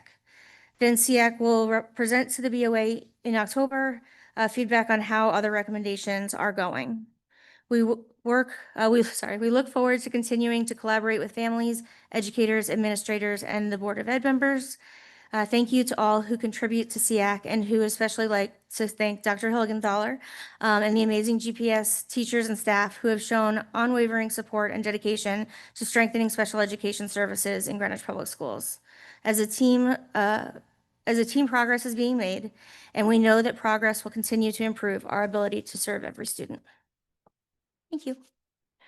Thank you guys for sticking around so late this evening to share that with us, because I think, you brought up some really good points and things that we should definitely continue to discuss with you guys. I know that this isn't something we can address right now, but I'd love Yeah. to have the opportunity to Of course, yeah. get back to you guys. Laura, do you have any questions? Not a question, but if, I know you already have board members that work with you, but if you need an additional hand for anything over the summer, Thank you. you can feel free to reach out to me. Appreciate it. Any other questions, comments? I also wanted to thank you and all the members of SEAC for the incredible amount of time and energy and work that you put in every single year. I know you meet consistently with administration, you meet with parents, educators, you have your monthly meetings, you have your committee meetings, you put together presentations for parents and members of the community this year that were, fantastic. And I just want to thank you for your continued work and support of the students in Greenwich and also the parents as well. It's incredible work that you guys do. So I wanted to thank you so much. We thank you too. Volunteers help. I love your para academy. I think that's awesome. Thank you. I was nodding along, but that's something, like I said, maybe that we can have as a discussion, not at the moment, but for a later date. And I just wanted to thank you for again, not just you, because I see others members sitting there too. Thank you guys for waiting it out. And if anybody else has any comments or questions, if not, I'm going to move to the agenda plan discussion.